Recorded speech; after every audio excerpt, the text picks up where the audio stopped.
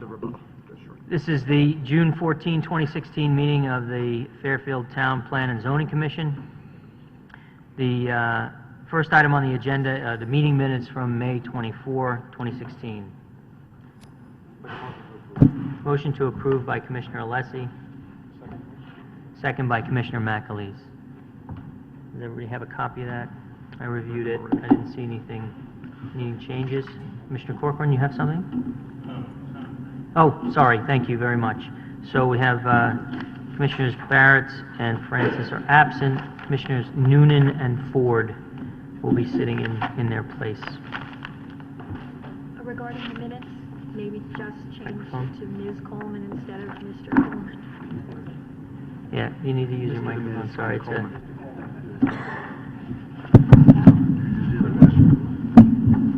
Which item? Picky point, but I'm referred to as Mr. Coleman in the minutes. Maybe you could just correct that. All right. All right. The Spruce Street. Okay, Commissioner McAleese, yes? I was just going to say, that's on the 256 Spruce Street note. I just saw it there. It says Mr. Coleman. So. Yeah. All right. So, Just that once. all right. Commissioner Alessi, you approve the amendment? Yes, I do. Commissioner McAleese, you approve the amendment? Yes. All right. Is that it? All in favor signify by saying aye. Aye. Any opposed? Abstentions? The minutes as revised are approved unanimously. Next item is old business.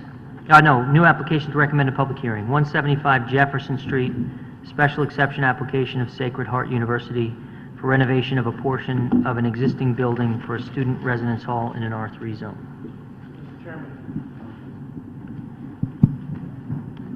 It's on. this is the Jewish home for the elderly property. You may know that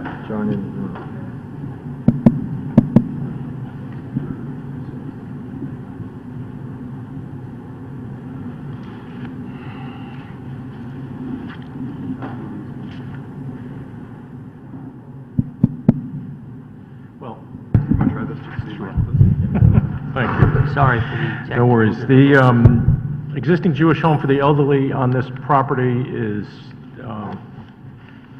contracted for purchase by Sacred Heart. As you may know, they're moving across the street down the road to Park Avenue. The university has a master plan for the use of that property, the first phase of which is a renovation of a portion of the building for a residence hall, and that does require a special exception and a public hearing. Special exception and a required public hearing. Motion to approve? Motion to... Move to public hearing, I Move to should public say. hearing by Commissioner Kennelly, Second. second by Commissioner Alessi. Any comments on that? It's required. All in favor signify by saying aye. Aye. Any opposed? Abstentions? Move to public hearing unanimously. Next item is old business, 845 and 917 Mill Hill Terrace, and 130 and 156 Pease Avenue. Special exception application of Maplewood Senior Living pertaining to the construction of an assisted living facility in the A, B, and R3 zones and the DRD zone as well. Public hearings 3, 8, 426, and 510. Right, Mr. Chairman, did you want to confirm who is sitting on this? Sure. So, Commissioner Barrett and Commissioner Francis are absent, so Commissioners Ford and Noonan, you were at 2 out of the 3. You both were absent for April 26th. Did both of you listen to the tapes? Are you up to speed? Yes, I did review the tape for the, was it April 26th? Okay. And Commissioner Ford? Yes, likewise, April 26th meeting. Terrific. So you'll be, the two of you are sitting for Commissioners Barrett and Francis. Commissioner Kennelly, you were at 2 out of 3. You missed May 10. And I did pick that one up. That was Okay. the closing and the rebuttal. All right, very good. And Commissioner Alessi, I know you were absent for one, but you listened to the tapes as well. All right? Okay, Mr. Chairman, I'll give you a brief overview of what was presented to the commission. The applicant, Maplewood Senior Living, makes this application for a special exception approval of assisted living facility at the property located at 917 and 845 Mill Hill Terrace and 130 and 156 Pease Avenue. The use proposed of an assisted living facility is permitted pursuant to our regulations, section 5.1.4C of the zoning regulations. The site comprises of a total of 27 acres. The specific proposal being made is for the development of Maplewood at Southport, a 98-unit assisted living facility and memory care community. The building proposed with a footprint of 38,450 square feet will have a total floor area of 91,926 square feet over 2 and 3 stories. The building design includes both open and closed courtyards, many of them as outlined and required as part of our regulations for assisted living. As shown on the site plan submitted, a substantial portion of the property, totaling almost 15 acres, will be protected in perpetuity under a conservation easement in accordance with the provisions of inland wetland permit that was approved on November 13th, 2015 by the Inland Wetland Agency with regard to this proposal. The application has been reviewed also by the fire marshal with regard to fire protection as per the standards of section 27.4.2. A traffic analysis has been submitted to the commission that states the proposed use will not create any hazard with regard to traffic or congestion, nor create any conditions negatively impacting traffic safety. Essentially, the average, their contention is the average age of the residents is 84 years old, and the use in particular, a low-intensity utilization of the property with regard to the matter of traffic. As also with our regulations, a detailed landscaping plan had been submitted pursuant to our section 2744 and was outlined and reviewed for the commission.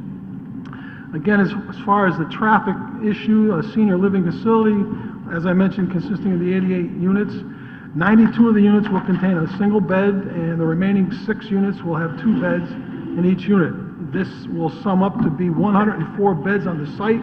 Vehicle access for the site will be located via driveway on Mill Hill Terrace. Egress from the site will be stop sign controlled. Emergency vehicles will be allowed access to and from the site via a secondary driveway to be located at Pease Avenue near Sherwood Place. The development is proposed to have 60 parking spaces. Motorist site distance were reviewed from the location for the proposed site driveway onto Mill Hill Terrace. The sight lines will be cleared of any obstructions. According to vegetation along the site frontage that could block visibility will be cleared and maintained to ensure that the site distance guidelines are met. Additionally, an easement to ensure clear visibility over an adjacent parcel to the west will be secured to confirm this site distance proposal.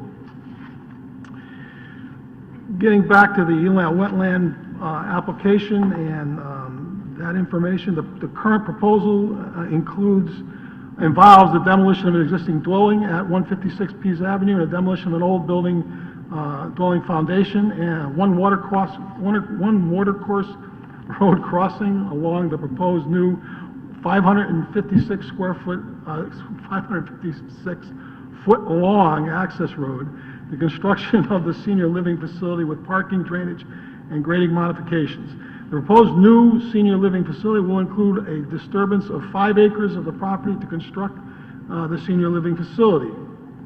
As I briefly mentioned before, in addition, the development proposal involves the construction of an emergency access road around the building with a retaining wall. On the northern side of the proposed building, the edge of the grading for a proposed rain garden. As part of the Inland Wetland Conservation Permit, the applicant indicated that Lot 2 will be a conservation area. The applicant indicates that it will remove the debris on site and it will control invasive species for 5 years and then maintain the conservation area in perpetuity. The finalization of a long-term management plan for the property that is developed and approved as a result of direct input from the staff, conservation staff, has been made in a specific condition of approval of that inland wetland permit. The requirements will include the continuous delineation of Lot 2 conservation area with a stone wall, which is the Conservation Commission's standard policy. Okay, that essentially is a brief review of what was submitted to the Commission. There was a discussion during the hearings of proposed maybe conditions or additions to this application as part of the action, and I'll just go through those really briefly for you right now. The inland wetland decision requires a long-term habitat management plan and a conservation stewardship easement for the area shown on Lot 2, which I've mentioned. The plan indicates access points from the development driveway and designated pathways to be utilized for long-term maintenance of the area. The recommended condition that was discussed at the hearing are for those access points and pathways to be made available for public access, and that the site parking lot could be utilized for the purpose of parking for that use. Additionally, and I think we're passing out to you now a copy of the plan that was submitted to the Conservation Commission map. An access point from Mill Hill Terrace sidewalk will be provided with appropriate signage. If you notice, it's basically located between the proposed entrance and the entrance to the open space, that existing open space. Let me finish up the other condition, then you can go ahead. Along with those the other major condition that was discussed at the hearing was concrete curb sidewalks are required along the frontage of Pease Avenue and Mill Hill Terrace. The sidewalk width shall be 5 feet if set back 2 feet from the curb, or 6 feet if at the curb face. So that, Mr. Chairman, and the rest of the commission, that was the conditions that were discussed at the hearings. And I think Mr. Went has a little different additional information. Just a note on the map that you have. This is a draft. The applicant is working with the conservation staff to finalize the terms of the conservation stewardship easement. One of the first phases of the project, if it's to go forward, is to clear out that a lot of invasive species that are there, and they're working out access points for the work crews to be able to do that won't interfere with the wetlands. So what this map shows in blue are the sensitive wetland areas. The green pathways are the anticipated access points and paths that will be utilized for the purpose of the long-term maintenance of Lot 2 that will ultimately be allowed for public access. And what we are recommending, along with the new sidewalk, is that the dashed line in red is a potential location for walk-in access from the new sidewalk point. So that's the explanation of that sketch. Yes, Commissioner Canelli. Just so I understand, if we were to approve this as part of the conditions of approval of the for this, would that mean that public access way that's delineated by the red line that we presented with here, is that likely to occur? Do we need to do anything more definitive, or do we have to wait until the process works itself out? How assured are we that we'll have this kind of access where you would have a sidewalk into a clearly publicly delineated access point into the nature? We've discussed that with Brian Carey, who's the conservation administrator, and he is comfortable. We shared that discussion. He's comfortable that he can make that work as part of the stewardship agreement. Yeah, and our understanding is no further action would be required by the Conservation Commission. Commissioner Alessi. I'd like to make a motion with several conditions of approval. Number one, as stated, the inland wetland decision requires a long-term habitat management plan and a conservation stewardship easement for the areas shown as Lot 2. That plan indicates access points from the development driveway and designated pathways to be utilized for long-term maintenance of the area. The recommended conditions are for those access points and pathways to be made available for public access, and that the site parking lot can be utilized for that purpose. Additionally, an access point for the Mill Hill Terrace sidewalk shall be provided with appropriate signage. Concrete curbs and sidewalks are required along the frontage of Pease Avenue and Mill Hill Terrace. The sidewalk width shall be 5 feet if set back 2 feet from the curb, or 6 feet at the curb face. All construction staging will be done on-site. All construction vehicle parking will be done on-site as well. All future signage for public access to be approved by the TPZ in perpetuity. Second the motion. Motion to approve with conditions by Commissioner Alessi, and that's been seconded by Commissioner Coleman. Can I just ask Mr. Alessi to repeat the two construction vehicle All provisions? staging, construction staging to be done on-site. Okay. All vehicular parking to be done, construction vehicle parking to be done on site as well, too. Thank you. No off-site parking for construction vehicles. Thank you. And when you referenced in perpetuity, you meant that the public access for the walking trails Walkways. and et cetera, that should be maintained in perpetuity? Correct. Right? Is that, question for staff, is that part of the conservation Yes. easement? That's consistent with the Conservation Commission approval. Right. It's conservation easement doesn't require a TPZ approval. Correct, Later on. yeah, so And that- I'm requesting as a condition of approval that it gets a TPZ approval later on. But just ask the question again. But the point being that if we accept those conditions, there will be no further action needed by the Conservation Commission. That we're not approving a process, we are approving with your amendments a fait accompli. You see what I'm saying? Yeah. There's no worry that there's an open-ended element here that could somehow fall by the wayside Correct. after our approval. Did I understand that you're looking for a review of the proposed signage? Is that for the Yes. open space? Yes. Okay, all right. Yeah, so as I understand it, the condition of approval is that, Not only that, an approval by the TPZ as well, too. right, so, Of the signage, right? Yeah. Right. That's what I signage. understand. and the pathway that you've indicated as proposed by the red dots on the map, providing access directly from the sidewalk off of Mill Hill Terrace, is a condition of approval, it's required. Okay? Okay. And that is part of the motion. Yes.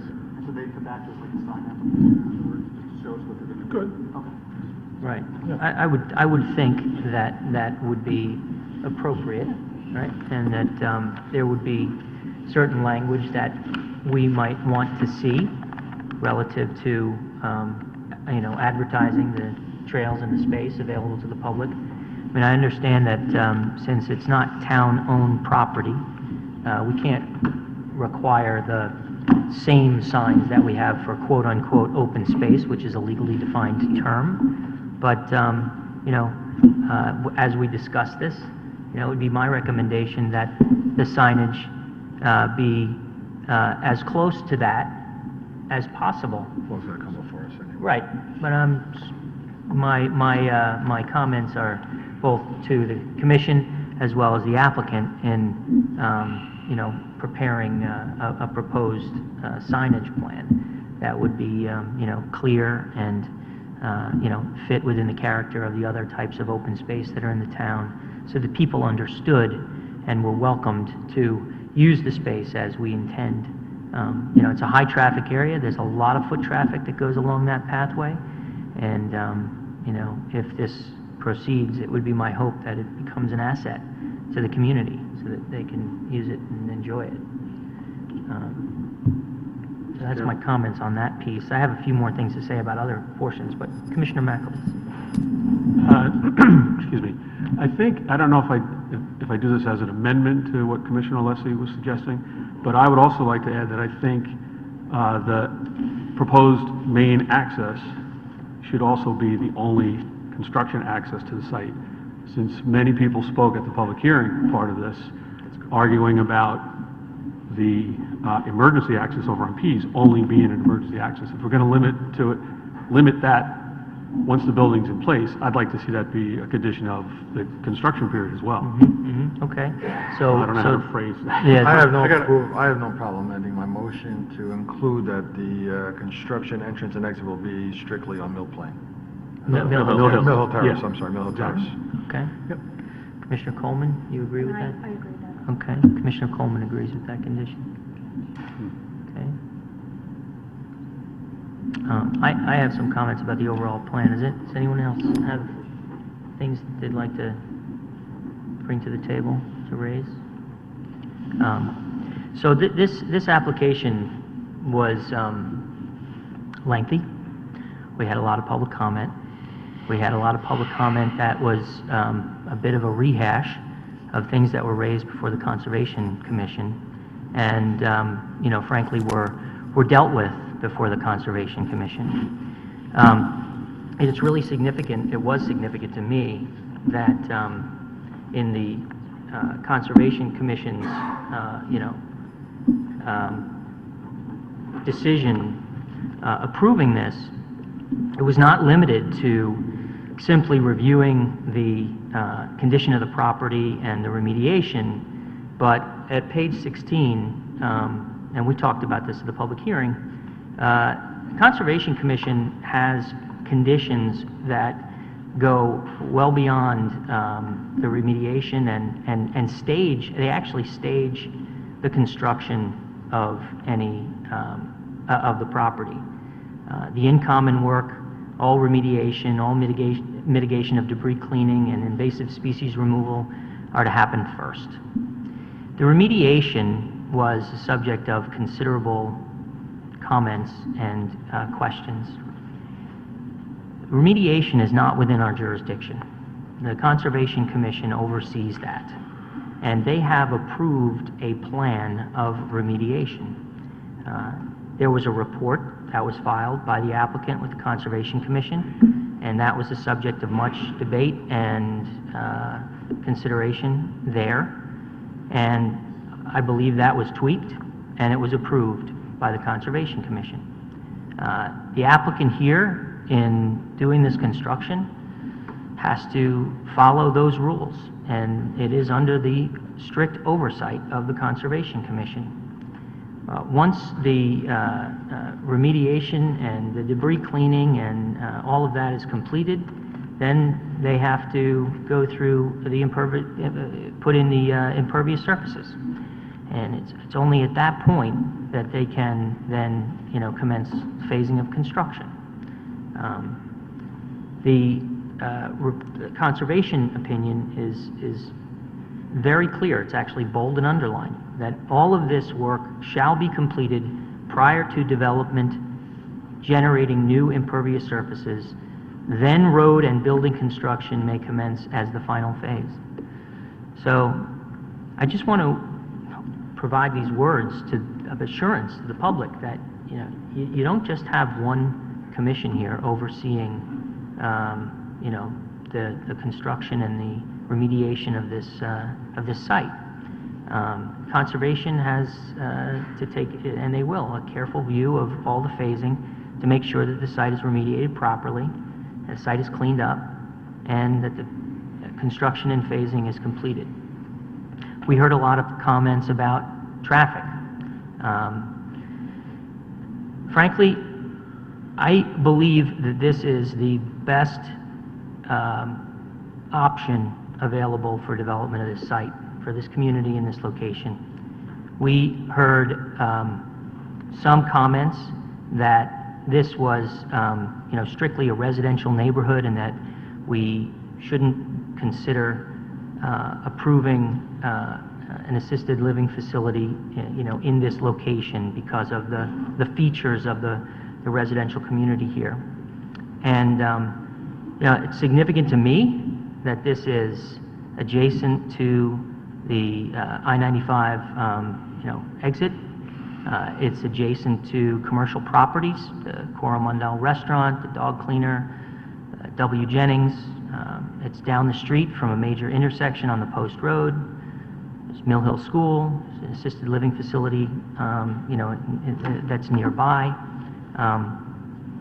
And so not only is it a permitted use in the zone, but I believe that it is a suitable use for this parcel. When you add to that what I consider to be major concessions and gifts really to the town that the applicant has made here in essentially committing to maintain and upkeep a very substantial portion, 21 acres of space for the public use, I don't see how we can turn this down. The combination of factors here is overwhelming. Just getting back to the traffic issues, the impact of traffic with this use will pale in comparison to had this property been developed as residential houses. When we talk about garbage trucks, for example, garbage trucks come in and they go through a residential community multiple times a week, and they have to stop at every house. Here, the applicant committed that there would be only 2 garbage trucks per week. And that's coming in for this facility, removing the garbage, and leaving. On balance, I think that the impact to the community with this development is going to be less than it could be if it was developed in another way. That was actually another condition of approval that I was considering. There were some certain things that they had mentioned during the hearing that and I don't have these notes with me, about a limitation on the number of delivery vehicles, garbage trucks, and also the shifts of the employees. I believe that it was a limit of 2 garbage trucks per week and 2 delivery trucks per week. And I believe that the employee shifts were at 7 a.m., 3 p.m., and 11 p.m. Do I recall that correctly, do you think? I think that's in the ballpark. Right.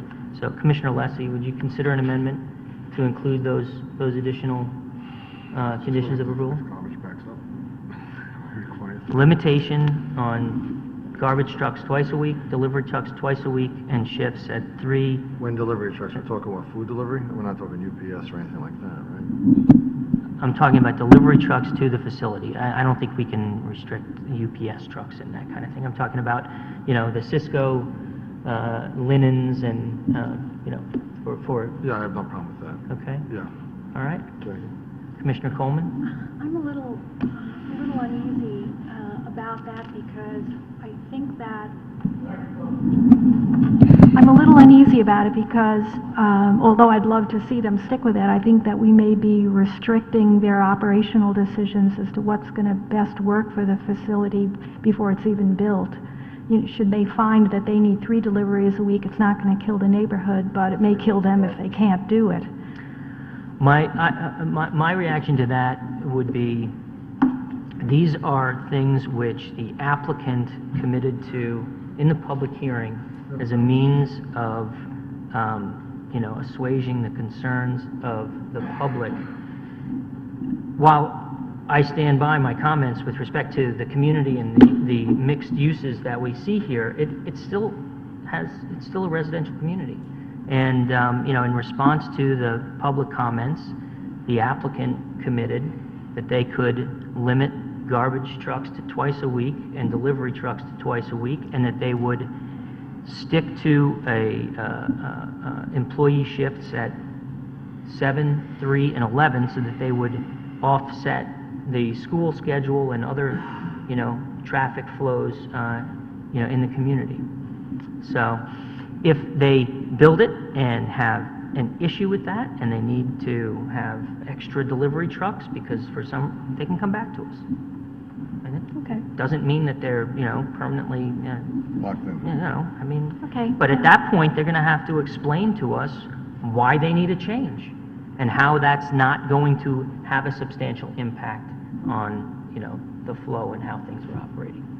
Okay, since the door isn't closed completely, I will then support the recommended modification. Okay? All right? Do you have those? All right.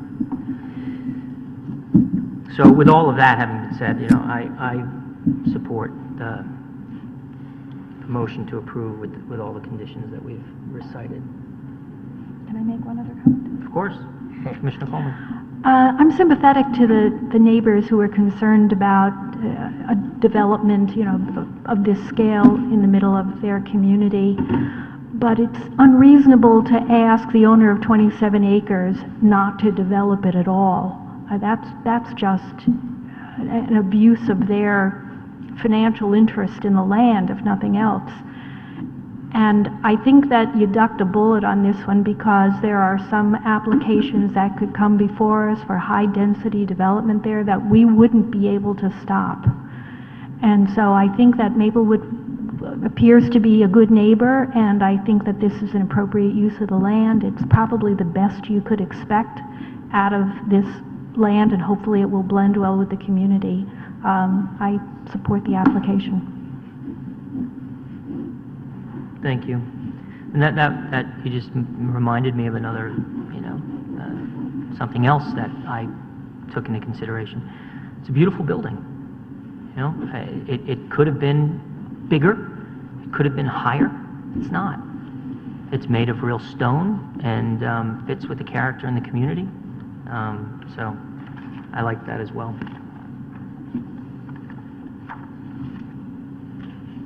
Commissioner McAleese? Could we get some clarification from staff on the conservation acreage? Because I thought I heard two different numbers. I heard somebody say 21 acres, and then in your analysis at the beginning, there was a different number. I mean, 5 acres of it is going to be the building site itself, and I'm assuming that's not open to the public to just walk around the building. So what does that leave us? And is it, Lot 2 is 13.8 acres. so it's basically all of Lot 2? Correct. And then Lot 1 is where the building is, and then there's that Lot 3 that's not being addressed? Correct. So that was me that said 21. I misspoke then with respect to that. So really, on this map we just got, with the color indications for the maintenance paths and all that, there's a dashed line that indicates Lot 3, so it's really not that section. It's the, excuse me, it's the pond, a bit of the open space in front, and then some space at the back of the pond. Right. Yeah, to some reasons correctly. Okay. Thank you. Right. I mean, another aspect of this, which I think is a tremendous benefit to the community, is over 450 feet of new sidewalks on Mill Hill Terrace. New sidewalks on Pease Avenue. That was one of the things that one of the members of the public commented about and asked for. So, I hope that the members of the community embrace this.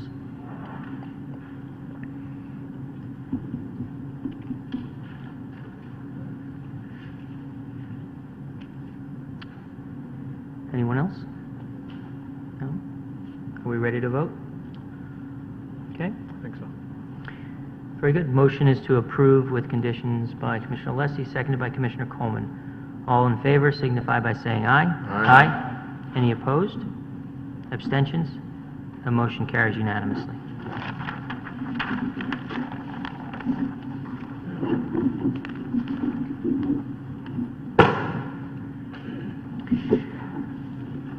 Next item on our agenda is 92 and 140 Bronson Road, review of revised plans for a 91-unit residential building pursuant to Connecticut General Statute, Section 830G. This proceeding is pursuant to a remand by the Connecticut Superior Court in a residential zone, A zone. Mr. Chairman, at this point, if you look at your agenda, currently we only have 5 people, actually 4, that are listed there that were actually at the hearings. I don't know if anyone else has made themselves aware of this, but, Yeah, okay, before we get there, so Commissioner Corcoran, did you watch the tapes on the Bronson? Did not, okay. Commissioner Ford? I think I did. This is the issue with the fire truck? Correct, yeah, Bronson, okay. I did not get that far. Not, okay. Then, please. So we have 6. Commissioner Barrett's is not here, Secretary. He did indicate to me that he wanted to participate in this as well. Well, Commissioner Alessi, did you have a motion? Yeah, I'd like to make a motion to table this to our next hearing. Okay. Motion to table by Commissioner Alessi, I'll second. second by Commissioner Kennelly. So, I think the motion is well taken. There are still a number of things that I have to consider myself that I'm trying to work through. There's a substantial amount of analysis here, especially given the remand and the court's order to consider. So, I would support the motion to table. Does anyone else have any more comments on that? Okay. All in favor signify by saying aye. Aye. Any opposed? Abstentions? Motion to table carries unanimously.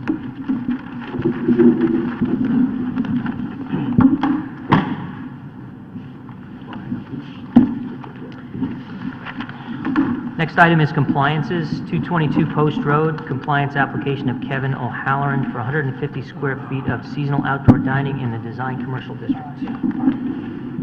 Okay, this is Castle on Post, which is, there's two buildings on the northerly side of the Post Road. This is, if you're looking at the two buildings, is the right-hand building, the leftmost tenant space. They're proposing 150 square feet of seasonal outdoor dining. I did send you in your packet a series of photos showing the space. The access, again, if you're familiar with this, they're kind of two sister buildings there with shared access and parking with 260 Post Road. They're proposing 150 feet of outdoor dining similar to the layout of Craft 260, if you're familiar with that space, and there were photos submitted as part of that packet. So unless that's all I have, unless anybody has any questions, I have another set of photos for anybody that doesn't have them. I'm happy to answer any questions you might have. They're proposing, if you see in the picture, kind of an aluminum frame railing. I don't know that they're going to do, I don't think, frankly, they've decided yet, but I think it's going to be kind of an aluminum railing around the space. We would recommend, should you approve this, that the first three parking spaces that front the space be provided with wheel stops within, so that you can't have the curb overhang. If you look at one of those pictures, I think there's a big Suburban that's kind of overhanging the curb there, so if we provide wheel stops, it would prevent that from taking place. Thank you. Just so everybody's on the same page, this is immediately next to Craft 260. The building next to Craft 260, Yeah. not the immediate tenant space. Right, the building next Right, to. Yep. right. I'll make a motion to approve. Motion to approve by Commissioner Kennelly, I'll second it. second by Commissioner Alessi. What I would say is that I like the idea of the conditions. I think they're wise ones. I think that probably would have come from the commission as well. You have to be concerned about this kind of an issue. Make sure that there's have a proper interaction with vehicles and those folks there who are going to be in the space. I think that generally speaking, it's this kind of activity, as I've talked about in past applications, but here, again, gives us, the kind of, what I would describe as people out, it's the kind of non-automobile activity that I just think is healthy for especially for suburban communities. So I like it. I think it adds a little bit of character also to this environment there, which is a little bit strip mall-y. So I like it for the aesthetics and for the kind of broader planning reasons. If there are any other concerns by my colleagues related to safety issues related to the interaction of the three spaces, I'm actually open to any additional amendments. All right, so your condition of approval is that the curb Yeah, what's suggested by staff. And you agree with that? I'm not going to support this application. I mean, this ties up the walkway completely. I'm looking at Craft 260s, and I didn't even know it was like this. And there's another restaurant in town that I go to frequently that takes up the whole walkway, and everybody winds up standing in the parking lot, and you can't get through.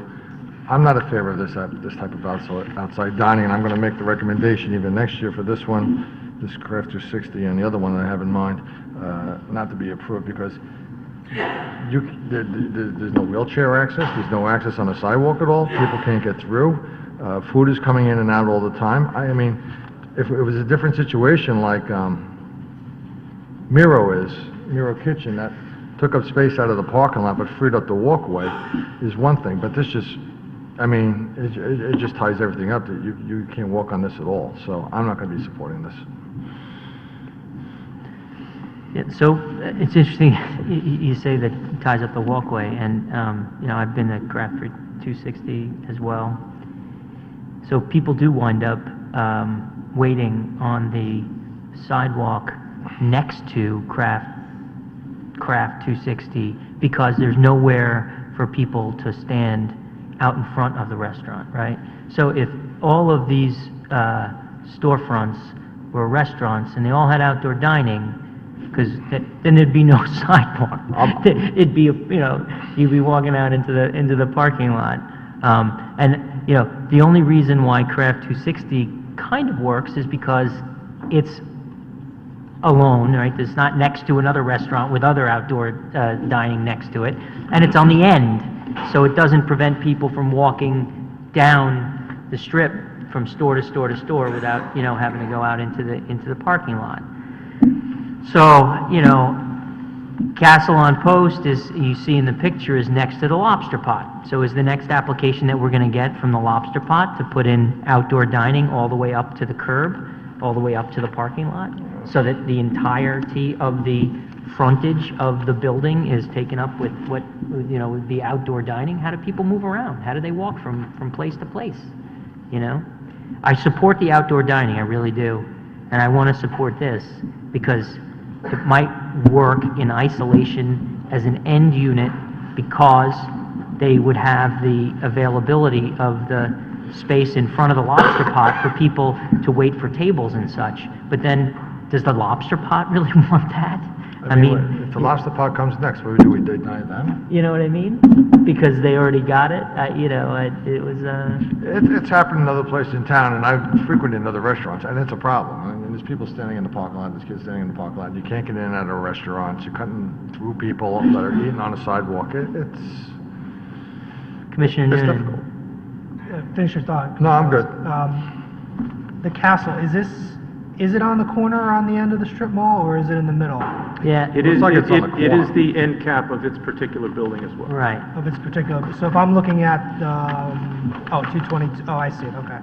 You know what I mean? So Craft 260 is the Yeah. end unit, and so it kind of works, right? Because people don't have to walk in front of the restaurant. If they had to, if it was in the middle, they would have to walk out in the parking lot to get This around is, it. it's in the same relative position in its building Right. as Craft 260. So this application is the same as Craft 260, only in the building next door. Is that correct? That's correct, yeah. Correct. Yeah. And that's my difficulty, right? Is that I feel like I want to support it because it is the same. Craft 260 works because it's in isolation and it's on an end unit, and so is this. But then, does that disadvantage the Lobster Pot, who's right next door? Because I'm telling you That's that coming next. if that comes next, like, how does that work? That'll buy. How does that work? Because then the whole sidewalk, literally, if you look at... Well, I would only say this, and if you think this one may work, but the next one may not, we can certainly articulate that should they choose to make such an application. Yeah, I mean, So I hear you. we only let people with corner restaurants have Well, outside I dining, you know? Here's the thing, we actually do, in many cases, decide against allowing additional outdoor dining or extension of what is used as additional, where we have established an outdoor dining. Just recently, we had the restaurant property that at one time went as Orsini, I forget what it is now. Oceana, where we defeated the effort there to create what amounted to permanent space. So we do make decisions in which, even when there's established spaces at part of the year, that we then go ahead and, can say no to year-round. I don't think if your concerns are such that children are going to be in the parking lots or something, or that the Lobster Pot has issues, this also can be reviewed on an annualized basis. If we try this and it turns out that there are complaints from the Lobster Pot, or if there are concerns truly related to safety regarding people queuing in the parking lot, we can certainly simply deny this. But That's a fair point. But here's what I would say.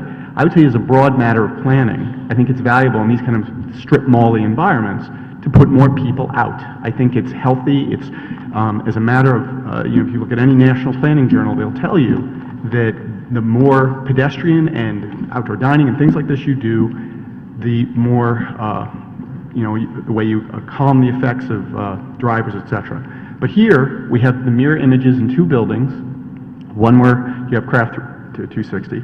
Here, you have this new proposal.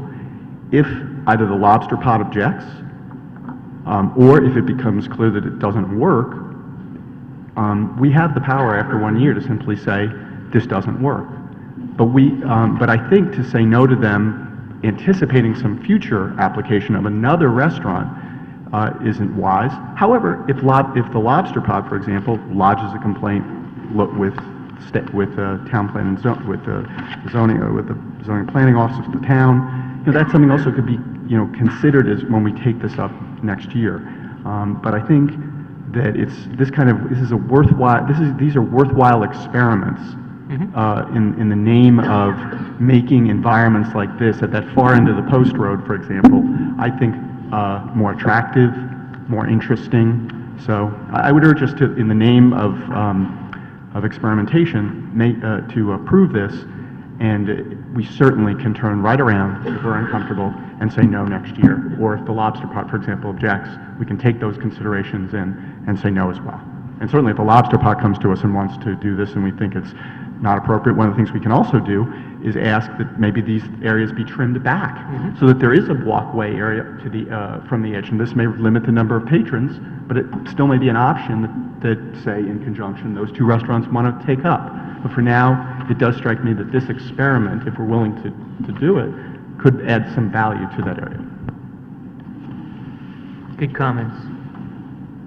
Commissioner Coleman. I'm with Commissioner Kennelly on this, probably much to his surprise. What did you say? I'm thinking about, places elsewhere in the world, Europe and Turkey, where the restaurants sprawl every place and it's outdoor dining and it's messy and people are weaving in and out, and it's charming, and I think that it helps make it a more interesting, non-strip mall-y looking environment if we let it be a little bit untidy. If it becomes an issue of public safety with kids hanging out in the parking lot waiting to get in, then yeah, that would be an issue, but let's see if it turns into one. I guess I'm in favor of a little bit of messiness, in favor of outdoor dining. Commissioner Leslie. Don't get me wrong, it's not that I'm against outside dining. It's just that, I've seen this work, I'm going to say it, at Brick and Wood, which I go to all the time, and at that place, it's a serious problem over there. And that's in the middle, and you can't get through. So you wind up going around, and all the traffic is overspilling into the parking lot. That's the only reason, and I've seen it there. I didn't even know Craft 260, to be honest with you, that's my fault, was even set up like this, because when we did the certification, I would have brought an objection to it then, due to the fact of my history of going to Brick and Wood last year. And I think we should say something about Brick and Wood, but that's the only reason why I bring it up now.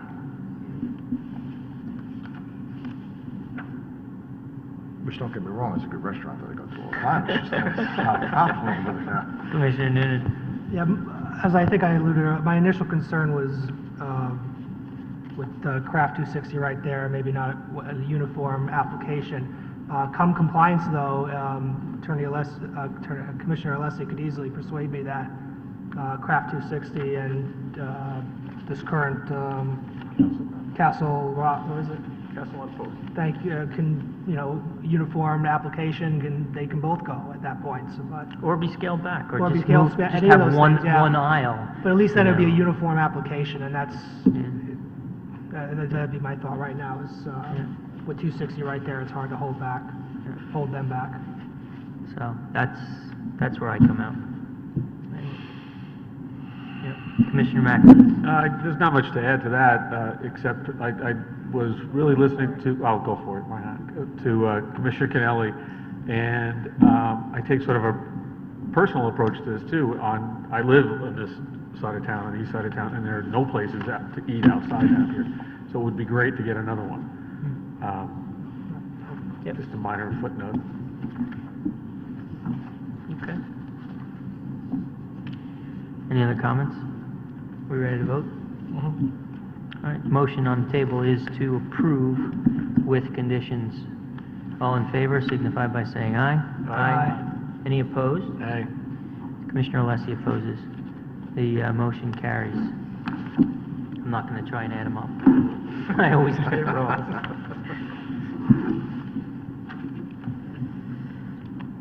Next item is 1397 Fairfield Beach Road, coastal site plan application of John Provenzano pertaining to the construction of a single-family dwelling in the Beach District. Mr. Chairman, similar to other applications you've seen recently, this is a coastal site plan application for the construction of a single-family dwelling. It requires the coastal site plan because it's within 100 feet of the beaches and dunes resource. This proposed house will be FEMA compliant on an open pier foundation. It's been referred to DEEP for their comment. They chose not to make any comments. It meets all of the aspects of our beach district standards. There is a lengthy staff report in your packet that recommends condition of approval that a dumpster be provided on site during construction and an anti-tracking apron installed as well. Other than that, we recommend its approval. And a what installed? The at the gravel driveway. apron. Yeah, so that as the trucks leave the site, they Correct. deposit the residue in the apron and not That is correct. out into the street. I'm happy to answer any questions the commission might have, but other than that, I do not have any comments. Okay, thank you.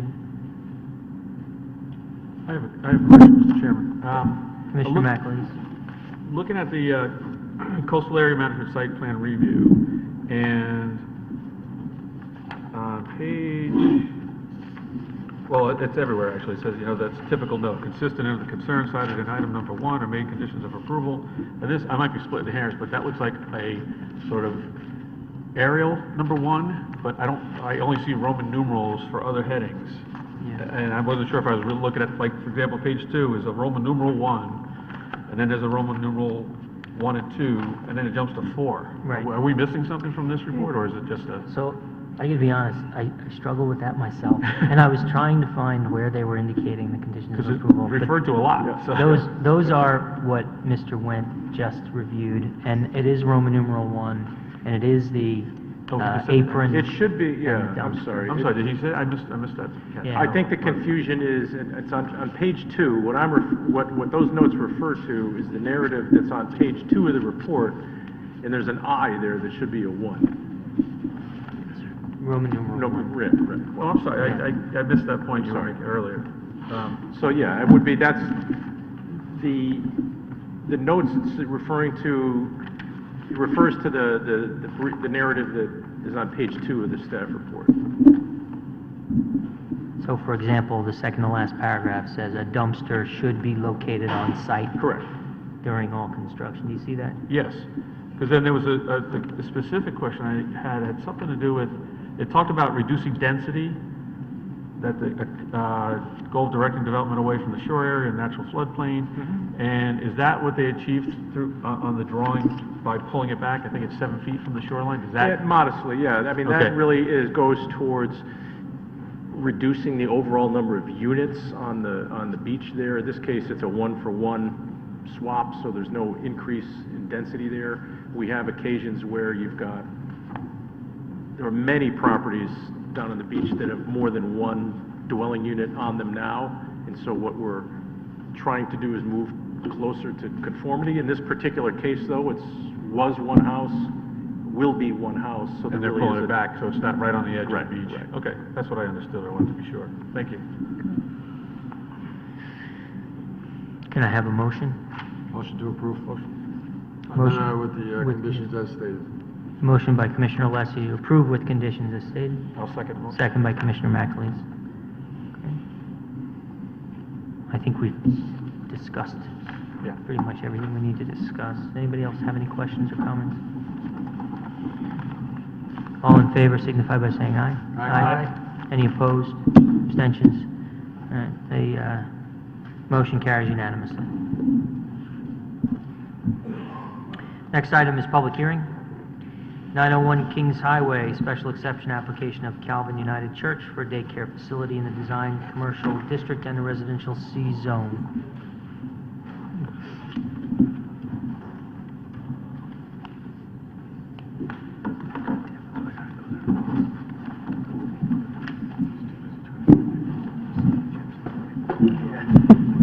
No, you weren't, because I wasn't sure either.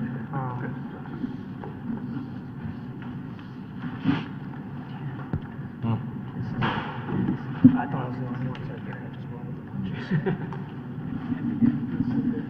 the podium, and that way we can get a good shot of it, maybe turn it a little. Well, to them, man, try to get the camera a little bit to you.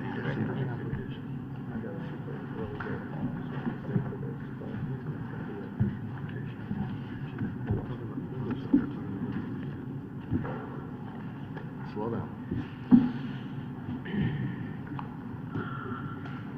Okay.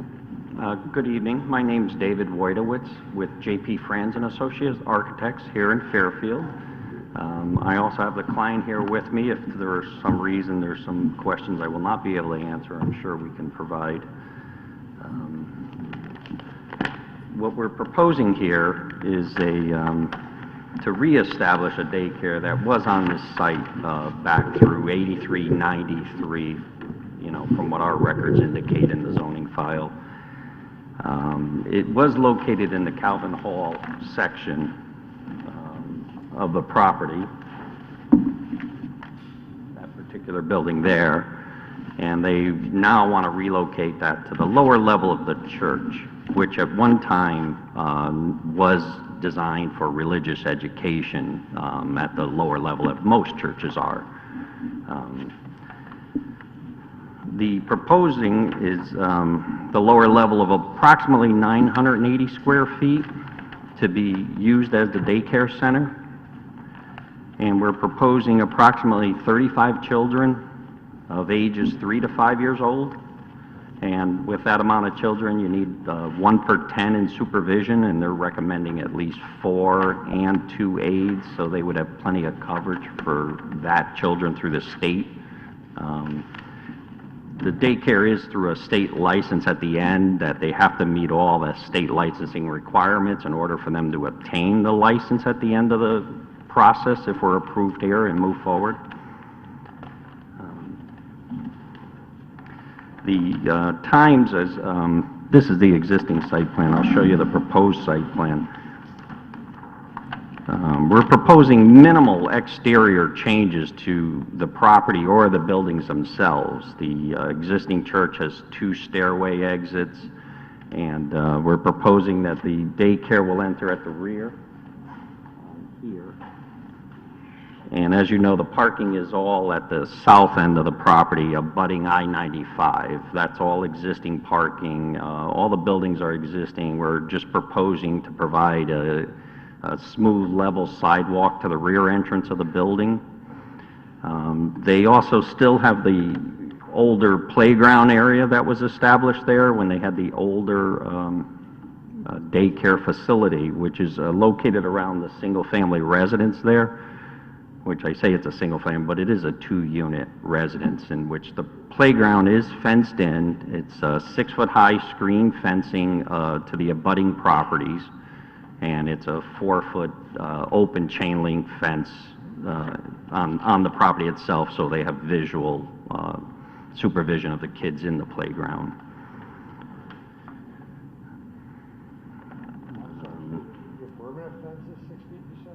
It is. You screen, yeah, the highway side to the south is approximately, and that's actually slightly taller. It is a 6-foot fence, but because of the grade changes, it might go to 8 in some sections. And then the abutting commercial property to the west has a 6-foot chain link with the vinyl slat screening in it. So the adjacent properties can't see into the playground. But on the property, it is an open chain link, so they can monitor the kids within the playground. And that's approximately 2,000 square feet of playground area. And the other thing here with the parking we're proposing is to stay as is and remain. The access is from Hibiscus and in and out. The drop-off is that the parents are required to park and escort the child into the building and sign that the child is there. So that is the process. And it's the same on the pickup, that the parents will be required to park and come in, sign their child out. So the parents or their guardian is required. So there won't be any real parking queue. It will be your standard parking in the parking lot. And they'll and it'd be Monday through Friday, the daycare, pretty much 7:30 to 5:30. The other thing here is on this lot, there is no simultaneous activities. Monday through Friday, it is just daycare being active on the site. The church is not active, the hall is not active. Those are active on Saturday and Sunday, and those aren't even simultaneous. You know, if the church is operating, the parking's for the church, and after church, if they use the hall, those are still the same people that are on the site. So there's no real increase that we see here. There's also existing adequate lighting throughout the facility that's been there. The parking lot is well lit. The buildings are well lit in all areas of access. So that's why we do want to clean up. The sidewalk has a few steps we'd like to get rid of and regrade and ramp that properly so the access in and out of the building is safe at that point. We've also had extensive on-site meetings with the health department, the fire department, the state fire department, and the building department, just to be sure that this is a good application to bring to you. And we've gone pretty far with that and feel satisfied that we can meet all those requirements in the future, as well as the state licensing. Commissioner Canale. Thanks, Mr. Chairman. Just a question or two, just so you can make me feel a little more comfortable with the outdoor play area. Okay. Can you talk about, first, in the operation of this facility, you were talking about, say, 35 to, say, 4 or 5 professionals, 35 children to 4 or 5 professionals? That's about the ratio, likely? 1 to 10? Yeah, So- correct. It's right. got to be 1 to 10 by Right. state, and they plan to... Do more, right. Right. So, and I don't want to, obviously, you know, to a certain, you know, we regulate the space, not the use, but still, it would make me a little more comfortable. Are all the, you know, are these outdoor periods, do you know, are these outdoor periods expected to be scheduled with, do all these children go out, or is it groups of children go out at different times based on age and things like that? I just, my thought is the thought of a larger, almost 2 kindergartens classes of children that close to like Cumberland and stuff, just, I mean, even with fences, and just somebody gets away. So how's that going to work if you are aware of how that would work? I am aware, and I have dug into quite a bit of this so that we are prepared and know these regulations. The outdoor activities can be phased based on staffing and with the state requirements. So most likely we would not send 35 kids out into the yard at one time. They would phase them in either 3 groups of 8 or 16, depending on requirements. And they are allowed to stagger the outdoor activity. And the point being that in groups of 6, 7, 8, it's obviously with the professionals much better in terms of being able to keep an eye than that larger group. Okay. Correct. And they would stagger that outdoor activity time. Commissioner Alessi. Can you explain to me what on the corner of your property here, it says the shed is over the state highway line? There is an existing shed that is within that playground area, Yeah. you know, for storage. It's very possible, maybe we have to deal with that. It might be on, that's the exit ramp of I-95. So that's exit 25, exit ramp property, and it's heavily wooded. So, you know, nobody's come to us to say, move the shed, but if they did, I'm sure we would. But it does say it here, that the shed is up on this highway line. Yeah, this is a current Oh, A2 property. Now tell me, what is this CHD monitor not found? What is that? That's probably, CHD is like a highway department. They're probably looking for the pin or the monument that the highway DOT would place, and they just couldn't find it. How close is Because it's a heavily wooded area. It's really overgrown at that section. How close is the playground to the exit ramp? It's fenced at the property. You can see the, let me, So it's at the line itself?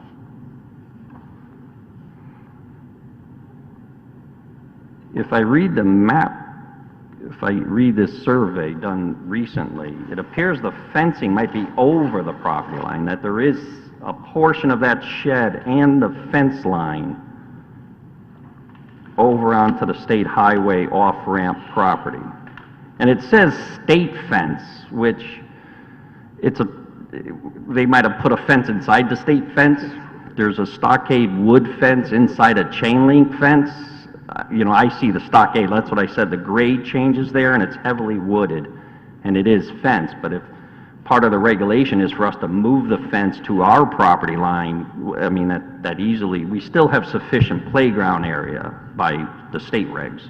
So the fence that's represented here is not the fence that you'll be constructing? This is an existing fence? Correct, all the fencing is existing. Right, but you're going to construct something different that will be required by state law, that's correct? This fence isn't the fence that keeps the children, is it? Yes, well, we Is it- believe if the state said to us they wanted different, we would do it different, no doubt, because it's a state license, we need to, and they do a field site inspection. The state will come out and inspect everything we do. Well, how close, just to follow up on Commissioner Alessi's question, how close is the fence to the ramp? Oh, it's nowhere, no. Nowhere near? No, it's a heavily wooded area, and the fence is the kids can't get out to the off-ramp, and we would be sure they wouldn't, I'm positive. The state wouldn't let us have anything that would allow that to happen. So even if we had to reduce the playground area by that dimension to get the fence on our property, which might be something we'd want to do, just so we're not on any state property with the playground. Well, that's also my question. Yeah. The distance from you have your fence, you're gonna, right now you have a state fence, which is not on your property, which, the way we're looking at Yeah, this is, might that's have the to be question. moved. Is the fence that you're talking about around the play area in the southeastern corner that we're talking about right now, the state fence? I believe it is. There's two fences there, but they're right on top of each other. There's a 6-foot stockade in front of the chain link, so the chain link most likely is a state fence, which I wasn't aware of. And yours is right there. And ours is right in front of it, which most likely, on a visual look of that, they didn't know both fences in the survey, which if we go back to the survey, you'd probably say they're both in the same place. So then, it would appear that the fence that exists and that you're proposing to enclose the play area for the daycare is actually on state property. Correct. We should move that off state property. And are you saying that you would if that was a condition? Oh, we would. There's no doubt. I didn't recognize the survey showed it that way when I was out there. When you're out in the field, you can't see the property lines, and I appreciate you bringing that to our attention. But we absolutely would not want our children on state property, so we would move the fence over and provide the appropriate fencing. Right. And I could also speak to one other thing. There is a big open grass field adjacent to the church that maybe we even relocate some of the play area up there that, you know, in the future we might entertain that as well. So they're not so far back on the property. There is that nice open grass area that can be fenced into the state standards. The state And it's fence- more level area.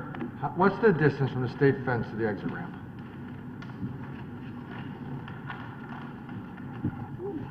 We didn't survey that section of the property. I know that area well. I drive that ramp a lot. I've walked the property.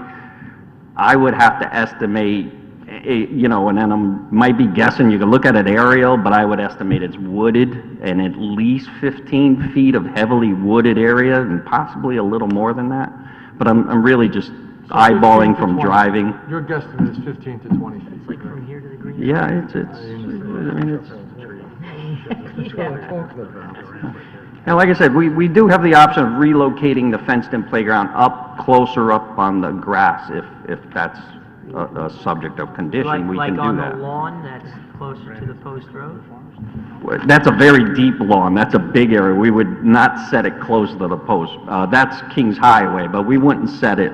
Sorry, Kings Highway. Yeah, that whole lawn area is an enormous, you know, we could locate, the state requirement is 75 square feet per child, so if we're setting out 10 children, we need 750 square feet of playground minimum, so that area is excess of, you know, probably 5,000-6,000 square. You're not making this sound any better. I'm just, you know, that's what we're required to provide as the state license.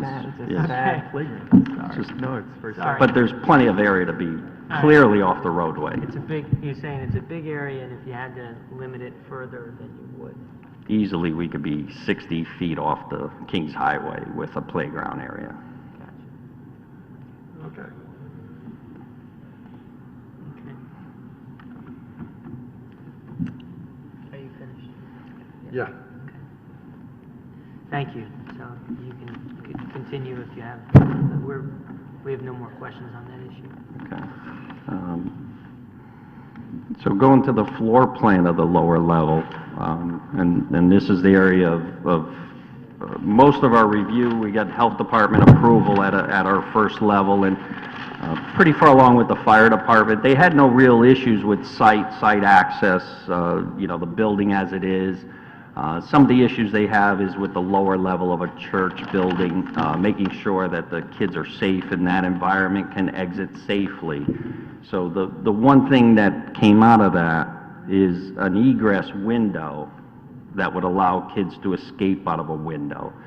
The lower level of the church has a rear exit that's slightly above the floor, about 3 feet to the exit door, and the front of the church has a stair that goes up to Kings Highway, the main front door of the church, as an exit. So we are providing a raised platform. The windows, the lower level has windows each side, so there's plenty of daylight getting in there, but the windows are up 6 feet off the floor. So the requirement is for an egress window to be 42 inches or less off the floor. So we would create a raised platform in order to access that egress window should it be required, as a means of egress. You would put a platform in the room. Correct. So that- It's shown on the plan.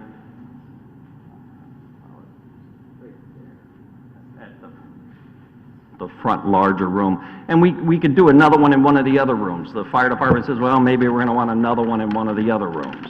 We can provide as many as they want, honestly, inside the building. Sorry, I was on the wrong sheet. I see it now. Right. The rooms are quite large down there. It's a very well-built structure. It is. We've been through it extensively. Masonry, plaster, very thick walls, very high ceilings, no real limiting factors in stair widths or heights. When was the building built? I did pull that. I think it's 1950 for that church. There was an older church there. That's a newer church built. Our records indicated that there was an older church there. It might have been a wood structure, I think.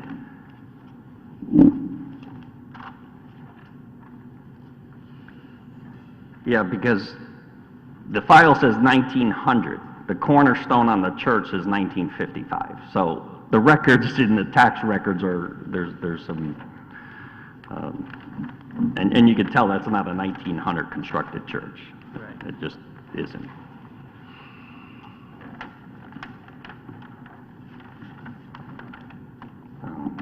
There's sprinklers, right? No, this church is not a sprinklered building and is not required to be sprinklered for this low occupancy use for daycare. But doesn't it say exception, sprinklers not required? Every classroom has at least one exterior exit door at ground level? Which is why the fire department is They may require requiring these additional one in each things. room rather than one in the big room. We're working that out with them, but it would be to the interior, there'd be no outside construction to meet that. Right. Okay. The windows are big enough as they exist now to make them egress windows. They are that large. We just got to get the height right. And they've accepted this theory to date, but it's hard to finish all these details if we don't have a zoning approval. We still have hurdles to go through even after this phase, of course, with building departments and fire and state and health.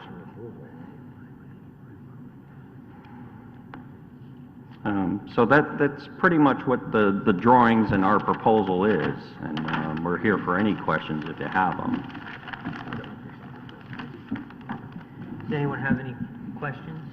Commissioner McAleese? One minor question on your A1, the plan. Are these arrows wrong on the ramp? 'Cause it looks like it's showing it says ramp up, but it looks like they're pointing down.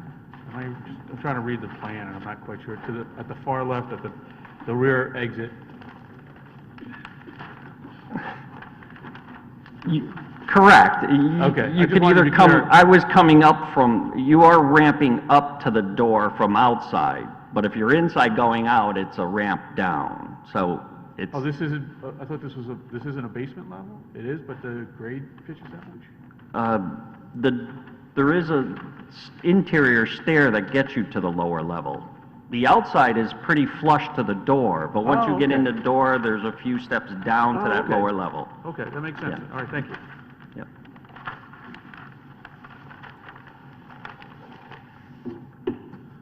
Does anyone else have any other questions? Okay. Okay. I thank you for your time this evening. Thank you very much. Is there any member of the public that wishes to be heard on this item? Going once, going twice? Okay. I'll close the public hearing on this item.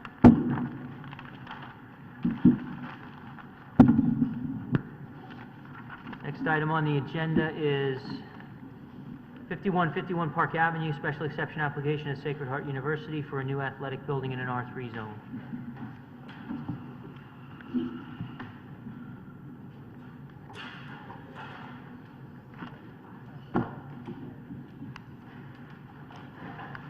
Mr. Chairman, members of the commission, for the record, my name is Bill Fitzpatrick.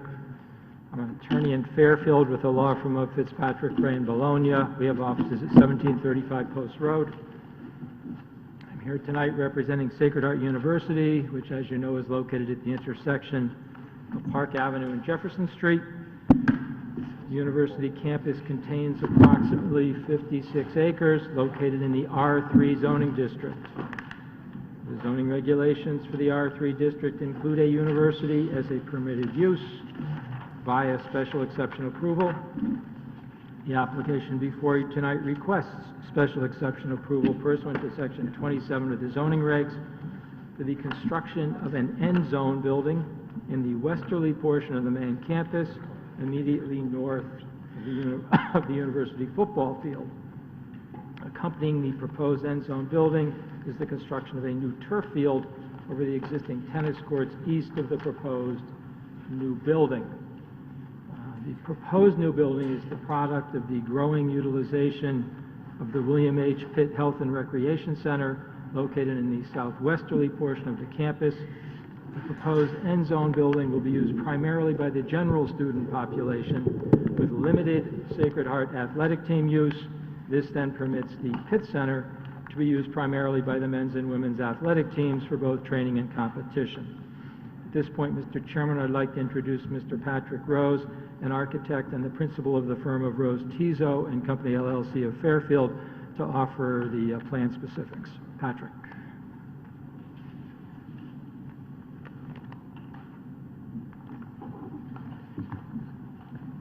Good evening, Patrick Rose from Rose Tizo and Company, licensed architect in the state of Connecticut, and the architect for this project for Sacred Heart University. What we have before you is a PowerPoint show that if you want to turn around and look at it, it'd be great.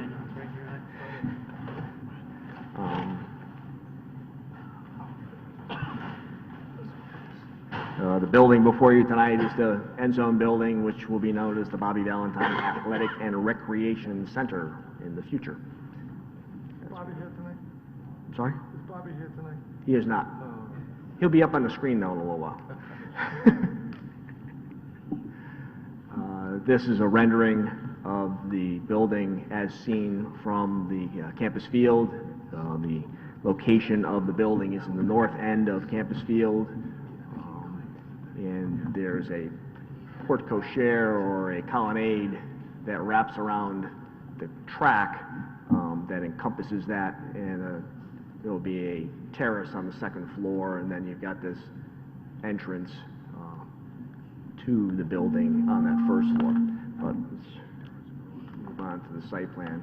Just to orient everybody, Jefferson Street up at the top, Park Avenue on the right-hand side, the residence hall, which is under construction on the corner of Jefferson and Park, and the future communications building, which will be being built shortly, hopefully. off Park Avenue. Our new building is in this location on the western side of the campus at the north end of the campus field. That is the curved colonnade that goes around the track and the building here. These are currently tennis courts, which are proposed to be removed and a practice athletic field installed. Specific site plan for the new building includes access to this new building from the parking lot outside the pit center here, and also access from the bleacher area in this location. This acts as a walkway that brings you around to the visiting team bleachers. And also, as part of this building, we're building this exterior addition that houses toilet facilities for the campus field itself and the spectators.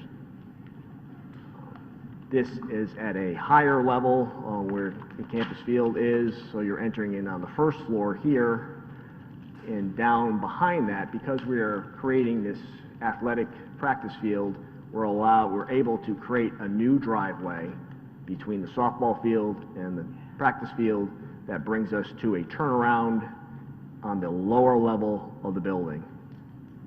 So that lower level is here. It's actually, that building is buried on 3 sides because of the grade change that happens between the campus field and the grass field that exists currently. Where this building is going is actually a stone chip picnic area outside of the track. With this building, we will be pretty much taking the full 15% coverage and 30% FAR for the campus as it exists currently. So this will be the final build out at this moment for campus. To go through the floor plans relatively quickly, this is the entrance off that turnaround on the lower level. Off that, there's a lounge. There are athletic coaches' offices here, track and field offices, and track and field locker rooms in this location. Continuing down the corridor, there's a mechanical room, equipment room. Then there are club sports changing areas, a golf simulator room, additional coaches' offices, and then Golf simulator room? golf simulator room. Entrance here is to the 8-lane competition bowling alley with some spectator seating in the rear. These are actually some renderings of that space. It's something that people aren't aware of, but Sacred Heart is a very good bowling team. The first floor entrance, as you approach this building from either the pit center or the parking lot, you'll be seeing this corner piece which has all curtain wall, and in there is climbing walls that go 2 stories. Adjacent to that is the entrance to a lounge. There's a stair up to the 2nd floor. There's a coffee bar, juice bar in this location, a multi-purpose room here. Actually, you can see from this lobby lounge through the multi-purpose room into the main basketball court area. Also off of this are the club sports and recreation offices and a training facility in this location. As you go down this hallway, you have a yoga room, aerobics rooms, which can be divided, and then a spinning room. And then at the end of this corridor is the multi-purpose practice courts, which include full basketball court plus 4 other practice hoops. This would be used for club sports and recreation, for basketball, indoor soccer, volleyball, a variety of other sports. So this really is becomes a recreation facility for the student population. And this, on that first floor, is the exterior toilet facilities for the campus field itself. On the 2nd floor, as you either come up this stairway from the first floor or elevator. There is a juice bar reception area in this location, and this becomes an exercise facility in this corner. Off that exercise facility, there's men's and women's locker rooms in this location. The exercise facility would have weight training machines in this location, and on the edge would be cardio training machines along the edge of a track which runs the entire perimeter of the building. And with that track, you'll be able to see the softball stadium, residence halls, Easton, Fairfield, back onto the campus field, and the Jewish home in this location, so in the Pitt Center. So you'll be able to see all around that location as you ran around that track. Also, you'll be able to view down into the climbing area, and you'll have opportunity for view down into the multi-purpose court as you're running around. So very excited about this facility to provide something that's state-of-the-art for recreation for the students at Sacred Heart. As part of this second floor, there's also a terrace in this location that overlooks the campus field, and then there are 2 stairs down from that terrace to grade. The roof plan for the building, this is a mechanical penthouse over the entrance that has mechanical equipment inside of it. And there are 4 small rooftop units which are providing fresh air for the exercise spaces on that second floor. There'll be 4-foot high mechanical units that you really won't see because they're set back so far from the outside perimeter of the building. Exterior elevations, this is the view that you see from Campus Field looking to the north, colonnade, and then the corner where the climbing wall is, the main entrance in this location, multi-purpose room here, the terrace on the second floor, and then in this location we see there's no windows. That's where the multi-purpose courts are. So there's obviously no windows in that lower level except for egress doors.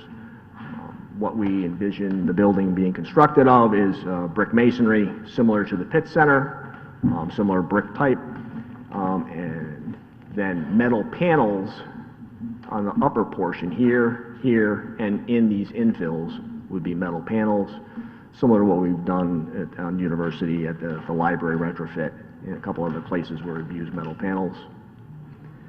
This becomes a large curtain wall that opens up to this terrace. Elevation here is the elevation as seen from the golf course side, where you have this is a small building that is servicing toilet facilities for the campus field.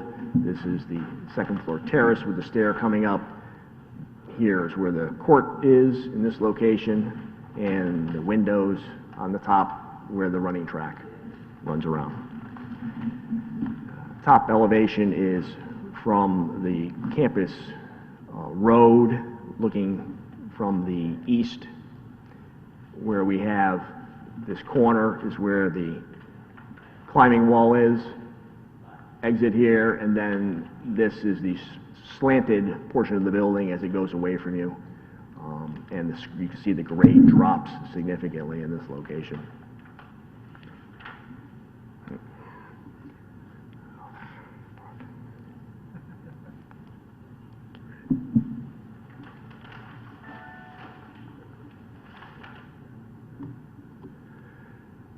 Last elevations are the 3-story elevations as they face to the north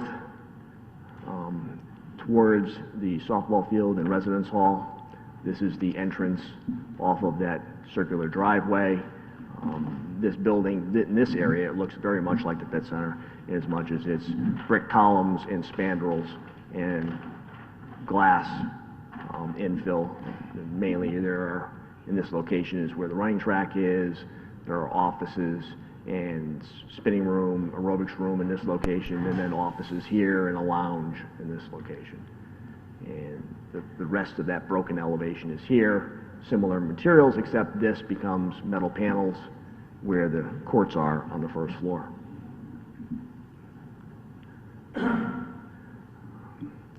This time I'd like to ask Manny Silva to come up and go through the drainage.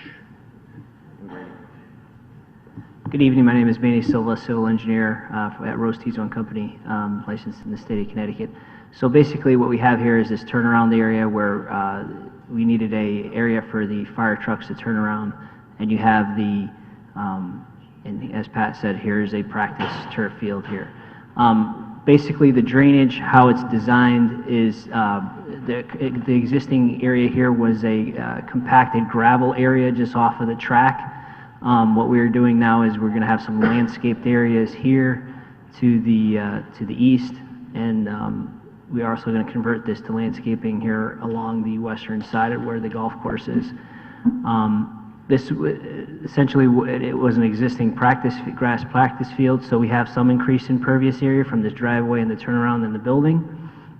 And what we did was we collected that into a underground gallery system, which is in this area here, and then that connects to the campus drainage system, which is along this driveway here.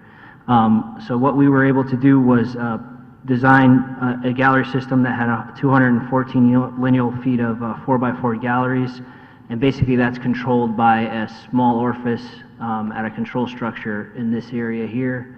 And what that does is basically allow the water that's coming from the roof of this building and the paved areas of this area to go into the system and get held in these open bottom galleries, which allows that water to infiltrate into the ground and be treated through and be filtered through the ground and into the groundwater. We have 216 lineal feet of 4x4 gallery. We only allow a little 6-inch hole at the control structure to leave this area towards the existing campus drainage system. And by doing that, we've reduced the 2-year storm by 20%. We've reduced the 5-year storm by 40% from the existing. The 10-year storm has been reduced by 48%. The 25-year storm has been reduced by 43%. The 50-year storm by 21%, and the 100-year storm by 3.5%. So basically what we're doing is we're holding all that water here in this area and letting it percolate into the ground slowly. We also meet the DEP's requirement for water quality. We are required 3,204 cubic feet of water to be held for water quality purposes, and we are providing 3,456. Let me just go to the next one here. So basically what we have here is the soil and erosion control plan. As you can see, it's in a phased area section. We have the soil and erosion control area, which is for the building. We have our anti-tracking pad here to allow so that trucks and things of that nature during construction don't track mud into the rest of the campus and essentially from there off campus. And as you can see here in the lower section where we have we're going to lower the grade somewhat. We have another anti-tracking pad here. We also have silt sacks over all the stormwater catch basins, and that's basically a sack that's put in the catch basin to collect any material that during construction falls into that catch basin. It gets caught in the catch basin, it doesn't go into the sump. So at end of construction, when we have everything all stabilized, we have catch basins that are clean and are basically like new, and any debris that goes into them during construction because of unstabilized areas at that time will be caught in the silt sacks and removed. We have perimeter silt fencing around both sections. That's basically to control any kind of runoff from leaving these general areas, whichever one we're working on. We have a retaining wall basically from this point all the way to here, so that'll be constructed and this area will be filled. This will be cut down. That's basically it for that. We also do have a ramp that's going to be constructed. It's basically a wide sidewalk so that access for students in this practice area here can come around the building and up to the turf field area, and then they also have access to these bathrooms that are out here on the exterior. So basically how we connect our sewer, we have the sewer line leaving the building here in the north face, goes around the new softball field, and then we connect into an existing line that was created while the softball field was being constructed. So basically, we are just connecting into the same system that the campus system, which is just an extension of what we created here for the softball field. And for that's it for the engineering. If you have any questions on that, I'll turn it back over to Pat for, I think, a presentation from Mr. Valentine.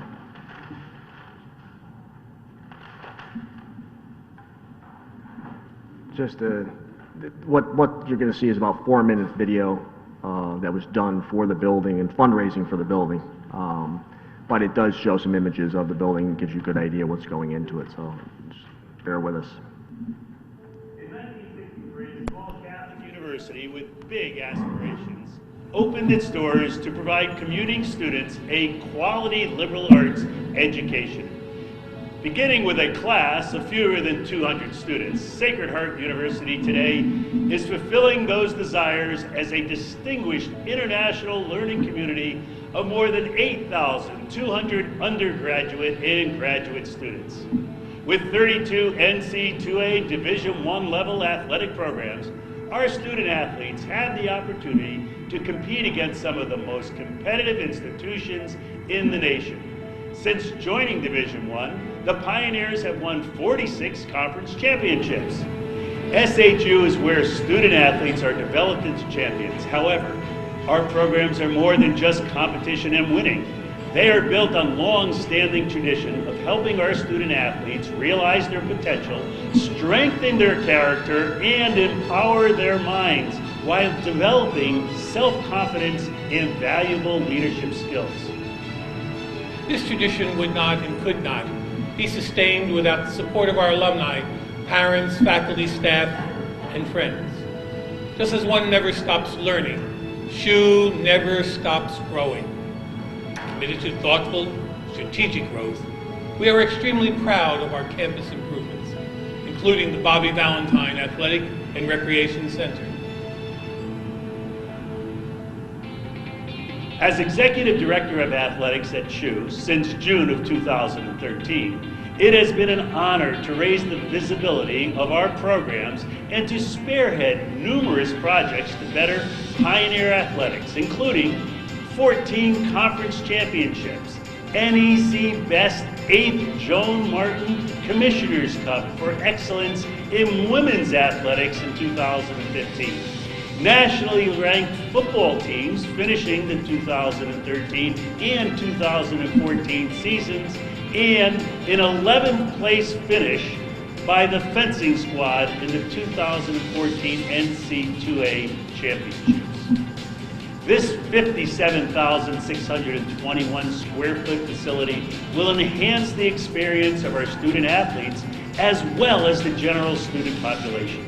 Key features of the center will include suspended running track over recreation courts, 2-story climbing rock wall with views of the outdoors, 8 competition bowling lanes with spectator seating, cardio equipment suite, strength training suite, spinning and yoga and aerobic studios, multi-purpose rooms for exercise classes, golf simulators, separate sports medicine area for varsity athletes, coach's office, and spacious locker rooms where players can physically and mentally prepare to compete.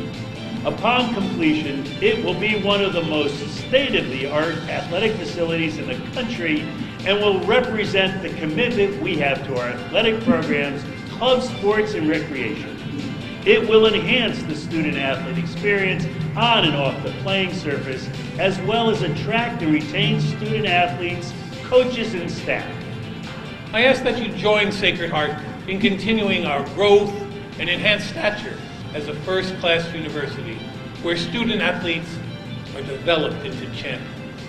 When you support the Pioneers, you make a positive and vital impact on our success by directly supporting Sacred Heart Athletics.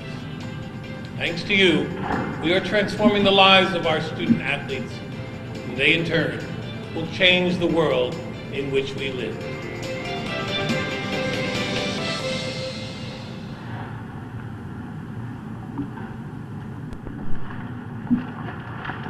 Mr. Chairman, I'll hand out the pledge envelopes at the end of my presentation. Going to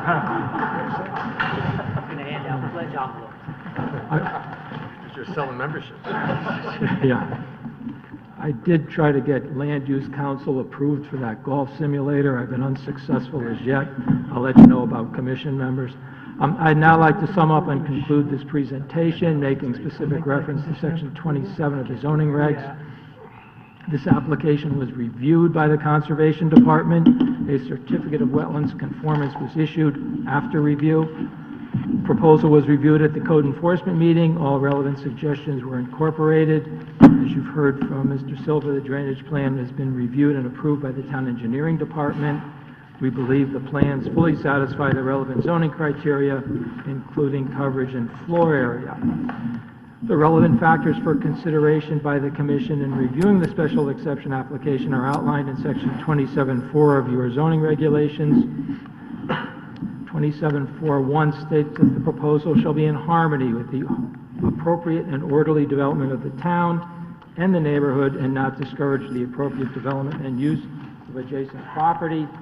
I think that the issue of harmony with the town and neighborhood have long ago been settled. Sacred Heart has existed for several decades, has been recognized by this commission and by the Town Plan of Conservation and Development. If any of you have children preparing to enter college or looking at colleges, you know that colleges across the country are constructing new facilities in an effort to improve the appearance and functionality of their campuses and to fully address all aspects of the student life. A university needs first-rate facilities to attract first-rate students. The Town Plan of Conservation and Development, adopted by your commission in the year 2000, states that this area includes institutional uses, cites the GE corporate headquarters, at least for the moment, convalescent facilities, the high school, university among the institutional uses in this area, the concept of a quality athletic and recreation facility for the general student population, certainly an important component of the university, is clearly in harmony with both the existing university use and the surrounding neighborhood. Second part of 27.4.1 states that the proposed use not hinder or discourage appropriate development of adjacent property. I believe that's satisfied and that the existing uses adjoining the proposed university property will continue, and as such, there'll be no impediment to appropriate development. 27.4.2 is satisfied. There is adequate access for fire protection. We made sure that was the case. 27.4.3 relates to traffic. The proposed end zone building servicing, as it does the existing student population, will generate no traffic in and of itself. 27.4.5 is satisfied here, as I mentioned earlier, in that the presence of the university is acknowledged in the Town Plan of Conservation and Development. I believe the record confirms that all relevant zoning criteria are satisfied. For the reasons outlined, I request approval of this application. Mr. Rose, Mr. Silva, and I, as well as university representatives, would be happy to answer any questions the commission may have. Thank you for your time. Thank you. I think Commissioner Alessi has a question. Two quick questions. I noticed when you were going through the building, I mean, is there any security or just the way you operate it on campus? You don't need to swipe a card to go in and out or anything like that, or? Mr. Rose. As with most, during the general operation of buildings on the campus, you're allowed just free open that closes down after certain areas, certain times, and then you have to swipe.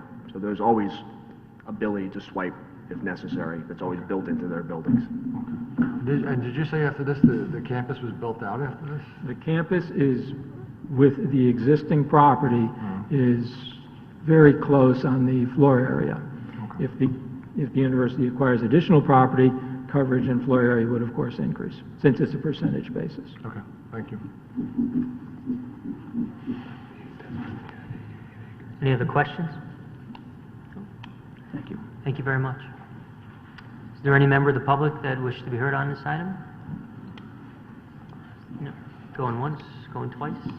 Okay, I'll close the public hearing on this item.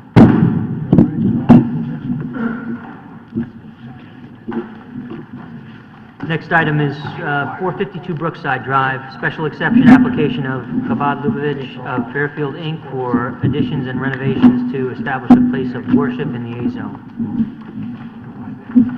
Thank you, Mr. Chairman. For the record, my name is John Fallon, and I'm here tonight representing Chabad Lubavitch of Fairfield. They are the owner of the property at 452 Brookside Drive, and we do seek approval, as the call indicates, of the establishment of a place of worship on the property. The property is located in the Residence A District, and the use as a house of worship is explicitly permitted pursuant to the provisions of Section 5.1.4D of the regulations. The property, as you probably know, was previously utilized as a location of the Elks Club for many years. Chabad Lubavitch is an inclusive religious community with approximately 70% of its participants being Fairfield residents. The proposal includes provision, as we will talk to you about briefly in a minute, for a small addition to the existing building, as well as a very significant enhancement to the aesthetics of the building, and also raising the existing building above the base flood elevations so that it will become FEMA compliant. We also propose the construction of a new single-family residence to be used by the rabbi and his family as their residence. As shown on the site plan and the architectural plans, which we'll give you a brief overview of in a minute, we do propose an area of assembly with a capacity of 190 seats. Pursuant to the provisions of Section 28.6.4, this requires 38 parking spaces. In addition, 2 parking spaces are required with regard to the residents, so a total of 40 spaces are required, and they are provided in this plan. We did have a code enforcement review, and that was on January 19, 2016, and all provisions and comments with regard to this review have been complied with. Also, your record will indicate that on February 10th, 2016, the Conservation Commission, acting as the Inland Wetlands Agency, unanimously approved Inland Wetlands Permit Application 215-1605 with respect to the proposal and construction that is before you tonight. Before I introduce our presenters, I would want to tell you a little something about what we propose to do at this house of worship. Religious services at the Chabad will include monthly Friday evening services commencing at 6 p.m. Similarly, Saturday morning services are held once per month commencing at 9:30 a.m. Holiday services that occur annually and involve the High Holy Days, Rosh Hashanah and Yom Kippur, will occur during the early fall. There are approximately 6 other holidays during the year where religious services will be conducted. Chabad of Fairfield will also conduct religious school to be held for children between the ages of 6 and 13, and that will be once a week. Classes are held on Sunday mornings for that children's school between 9:45 a.m. and 12 noon. Adult education programs are planned and will involve a Thursday evening class. Our office staff will be 2 or 3 individuals, and they will occupy the building weekdays throughout the year between 9 a.m. and 4 p.m. With me tonight, should you have any questions, is Rabbi Shalami Landa, who is our rabbi, and Ken Gruder, who is counsel to the Chabad and also a participant. Walter Jopes of the Huntington Company will provide you a brief overview of the existing site conditions, the proposed site plan, and of course the site engineering. Obviously, our proposal for the site engineering has been reviewed and approved by the engineering department, and as I said before, has received the approval of the Inland Wetlands Agency. Mike Casado of Casado Architecture will give you a brief overview of our exterior elevations and our interior floor plans, and then I'll ask Michael Galanti of Frederick P. Clark and Associates to briefly overview and summarize his traffic report dated May 25, 2016, that's been submitted to you. Also here tonight, if you should have any questions, is Mr. William Kenny who prepared the landscaping and lighting plan, which you have as part of this application. So let me at this time introduce Mr. Jobst to overview for you the existing and proposed site conditions. Thanks. Just a quick question about the statement of intent. Mhm. Are the Friday and Saturday services weekly or monthly? You said monthly, but I did think that they're weekly. Subject to confirmation by the rabbi, I believe the statement does indicate that the religious services will include monthly Friday evening prayer services, so they are monthly. He confirms that. And Saturday morning services are held once per month at 9:30 a.m., so they are monthly. Not weekly. Okay, They are. very good. Mr. Jobst.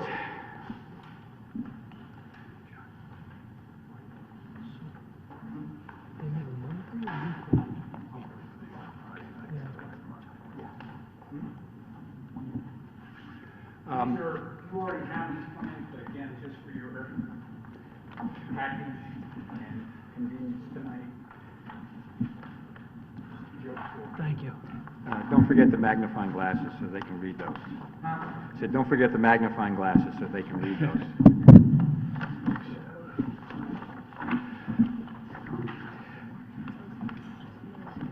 It's the same thing. All set? Good evening. My name is Walter Jobst. I'm a licensed professional engineer and land surveyor in the state of Connecticut, employed by the Huntington Company, which has offices here in Fairfield. The existing property is on Samp Mortar Drive and Brookside Drive. Samp Mortar Drive comes around.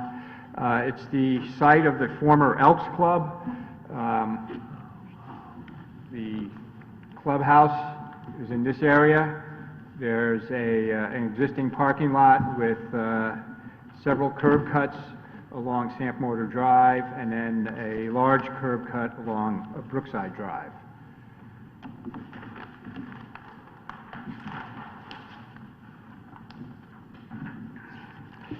Our proposal is to upgrade the existing clubhouse, bring it into compliance with the FEMA regulations by raising the first floor above the base flood elevation in this area. We have a FEMA flood area along Samp Mortar Drive, which is associated with Mill River, which runs to our north. Currently, the building is within that floodway. The first floor will be raised above that base flood elevation. We'll be putting two small additions on the ends and pushing the front out a little bit to create the new meeting hall. Also going to construct a parsonage for the rabbi to the east portion of the site and revamp and repave the existing parking area. We're going to provide two new curb cuts along Samp Mortar Drive, one in this area, which will be both ingress and egress, enabling left and right-hand turns for egress. We have another curb cut here, which is a right-hand turn only for eastbound traffic on Samp Mortar Drive, and a right-hand turn only for exit to continue eastbound on Samp Mortar Drive. We are also going to reconfigure the, actually it's not even a curb cut, it's just all paved along here presently. We're going to close that down so we have only a one-way driveway entrance off of Brookside Drive and a parking area with several handicap spaces here. We have a stormwater management plan that we have prepared. There's a slight increase in impervious surface due to the parsonage and reconstruction of the reconfiguration of the parking area and the additions to the existing clubhouse. We are providing a detention basin bioswale configuration along Samp Mortar Drive which will take runoff from the parking area. We also have several underground detention recharge chambers that will take the roof runoff from the new meeting hall, and all of this will connect into the existing drainage system in Samp Mortar Drive. The stormwater management plan has been developed so that we are in compliance with the DEEP stormwater quality manual. It will reduce 1 year through the 100-year storm below its existing conditions. It will also, in compliance with DEEP recommendations, reduce the 2-year storm to its 1-year pre-development rate, and in compliance with conservation's requirements, will reduce the 10-year post-development storm to its 2-year pre-development rate. We have utilities available, all utilities available, either in Samp Mortar Drive or Brookside Drive. We have an existing connection to the sanitary sewer, which we will reuse for the new building. We'll make a new connection for the parsonage. As Attorney Fallon said, we have a current inland wetland permit approval, and we have had a review by the town engineering department, and they have approved our plans. If there are any questions, I would be happy to answer them. I have a question about the handicap spaces on the far right side of the plans. I guess it's the north side? No, the south side. So we made it one-way entry for the driveway. Is that just open there, the curb, on the curb cut? Yeah, that. Yes. So that's just access to the road, so if a car just pulls in there and then to get out there would just back out into the street? Yes, and that's essentially what is there currently, except it's open. Yeah, I mean, the parking. This whole length. It's not great. The parking. Yeah. So we're gonna close that down just for these parking spaces here and for this one-way drive to access the refurbished parking lot. There's no other place to put the handicap? The handicaps? I mean, I'm just looking at it from, like, you know, sight lines and Well, this somebody provided coming down the hill. Yeah, this provided close access to the building itself. Yeah. We put it in the parking lot. You'd have to travel from the parking lot around to the front entrance here, where we have an entrance here. They can exit their vehicles and go right into the building. So we got sight lines for the main entrances, you know, and the driveways. So if someone, and you've got, you know, some fairly heavy vegetation to the uppermost, that would be the... Up in here. Yeah, we can, up top. We would somebody backing clean out out of that, you know, if they're just coming right out into the street, Brookside Drive, somebody's coming down the hill. I just seeing it now for the first time. I looked at all the papers before the hearing, and frankly, I didn't catch that. And we can take a look at moving them somewhere else. We just felt that provided the easiest access to the building for ADA compliancy. Yep, and I think that's right. We're going to clear we'll clear this area here, so that sight line will be much improved from what you might observe now. Yeah. But we did, you know, we erred on the side of wanting to make the handicap spaces as accessible to the public as possible. Right. No, and I appreciate that. I just want to make sure it's safe. To jump off of, I just can't tell with the scale, is it possible for those, in those handicap spots, for the cars not to just back out into the street, but to back out into the parking lot so they're going head first out into the street? Okay, basically do a three-point turn back here and then turn and come out? Yes. That is possible? That is possible. Okay, that's better. I'm gathering that the congregation will be driving on Saturday to services, not walking?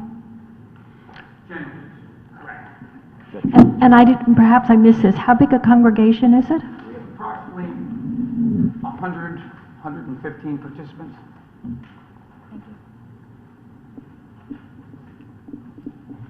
Any other questions? Yes. Commissioner McAleese? The finished floor is going to be 48.6. What is it now? Like, how much of an increase is it? Like, about two, I think I calculated about 2.5 feet?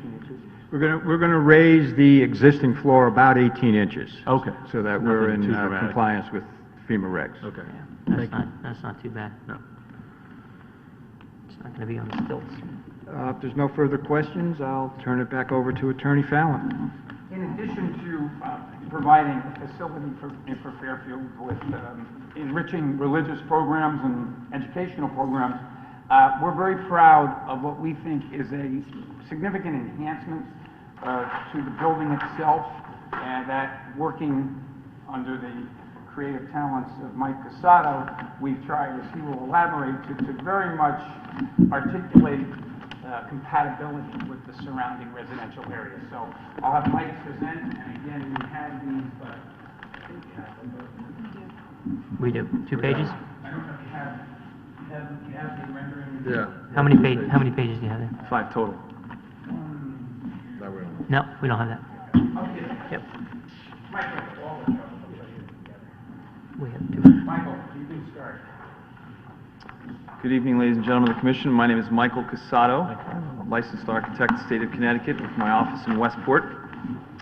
I'm here to speak about the Chabad of Fairfield.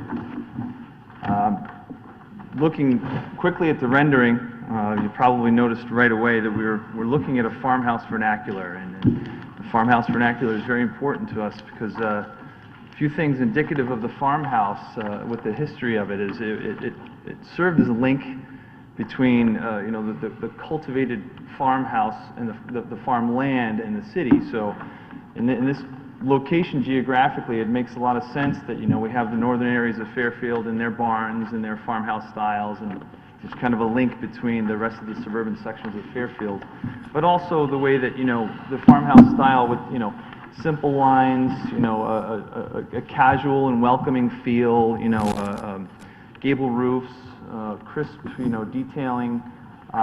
It also lends a comfort that is just, very, very tangible. And that's also what the rabbi and his family are looking for with their mission with the Chabad. And we do have, some farmhouse vernacular right down on Brookside. You've gone down there, you've driven past, I think it's at the corner of Mount Laurel. We have the barn building down there.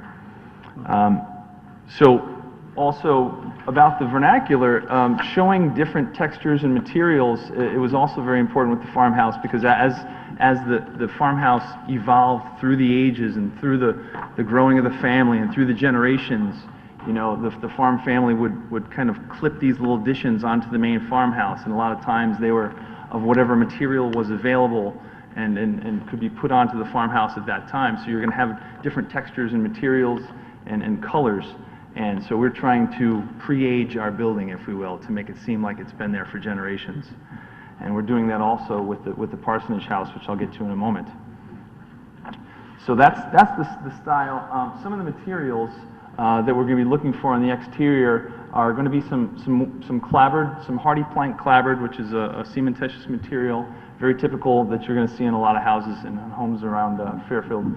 We have, a native Connecticut veneer stone that we're going to be using, and a board and batten vertical siding on some of these as well, and there's just some asphalt shingles, and most likely a cellular PVC type of trim that's very typical with most home construction in Fairfield County. So with the materials, I'll move along to, and I think we do have some materials here if anybody would like to see some ideas of what we have. I'll move along to our floor plans here for the main building. We start here with our main entrance foyer, which goes right into our entry hall and gathering area, and from there we have a direct link directly into the sanctuary. And the sanctuary is going to have a few ancillary spaces on the left and the right, with folding walls to be able to use them for alternate functions, but also to be able to open them up when we need a little bit more room for attendance. On the right side here, you're going to see a little bit of a social area. We have an elevator. We have some egress stairs. We have some storage and some kitchens over here, just to be serving the social area, and also, you know, some of the other functions in the main hall if and when they need to use that for such functions. Moving over to the north end over here, we have our second stair. We have our code-required bathrooms, and then we have an administrative wing, which is also here on the first floor, with some storage in there as well. Moving up to the second floor, with our 2 stairs and with our elevator, we're going to come up to a classroom wing over here on the north side, which will have 6 small classrooms and an administrative area for the daily Hebrew school, well, not the weekly Hebrew school that Attorney Fallon had mentioned. And also on the south side here, we have a large multi-purpose room, which will be split by a catwalk that goes over a double height foyer lobby area in here, and also our sanctuary is to be a double height as well. So we're looking to make as dramatic spaces as we can make here with a limited site and, you know, a simple style. And so far, I feel that we're heading in the right direction with the function of that. Heading back to the exteriors. Just showing our crisp lines and the way that it's going to work looking from Brookside Drive. This is our view from Brookside Drive here. This is the rear of the building. Not too many folks are going to be seeing that. It backs up right to a large sloping hill, and we have some ledge outcropping right behind that. So this is our back wall that we're holding right now, as Walt had mentioned. We're pulling out the front a little bit. We're pulling out the 2 sides with some additions to create one harmonious composition here for the main building. So the next thing I would get to would be the parsonage house. Does anybody have any questions on the main building before I move to the parsonage house? So the plan you just ran through is pretty close to what will be, because it just looks like, I see a couple of incongruities, like door placement on the elevation relative to where it is on plan. Like the stairwell door on the left side of the first floor plan is to the right, but in the elevation, it's on the left with it's minor, but I just was wondering if the plan changes or if that's just like something didn't catch up with the drawings yet. That could have been a design revision that hadn't caught up That's just what I yet. figured. Okay, thank you.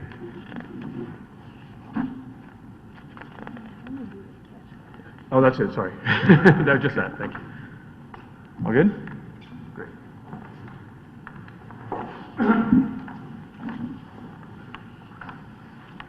And then to the parsonage house we go, which is on the north end of the site, and as Walt showed you on the site plan, this here, we have a very tight site there, so we're trying to do a lot with our tight site.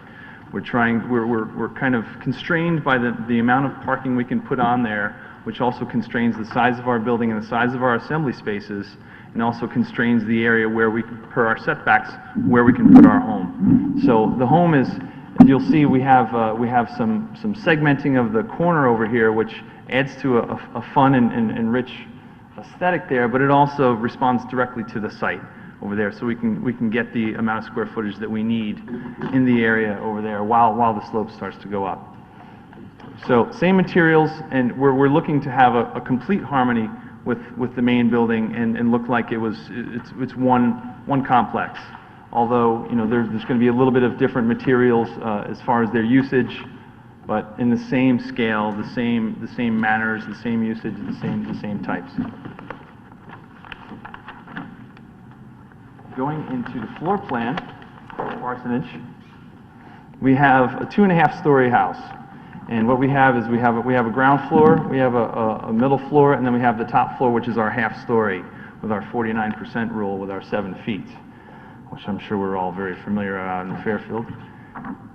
So on the first floor, we have 2 main entrances and a little bit more service space. We have a laundry, we have a mud room, we have a little bit of a play space, we have a few guest bedrooms, a few bathrooms, and then a mechanical and storage area on the ground floor there.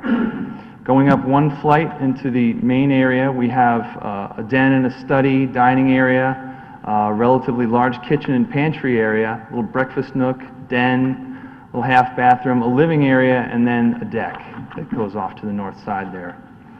Moving up from there, we have one stair up to the half-story up top. And the half-story, we're really, utilizing our dormers and the placement of, some shed dormers to really make our spaces work up there, since we are really constrained with our 7-foot height up there. So we are looking at 4 bedrooms upstairs with also a master suite, so 5 total bedrooms up. Some storage areas, a few bathrooms, and a laundry area there. So we are trying to get a lot out of the space that we can here. So far, it's working out very well, and that's the parsonage house. So I would love to answer any questions about the parsonage house, if I could. Anyone have any questions? Commissioner Corcoran. Just a couple of things. Sure. On that 7-foot ceiling height, you said, I noticed that 51% of it is 7 feet or less? Correct. Is that per the regulations that it's, I thought it was a 7-foot limit. Well, you mentioned that. You want a microphone?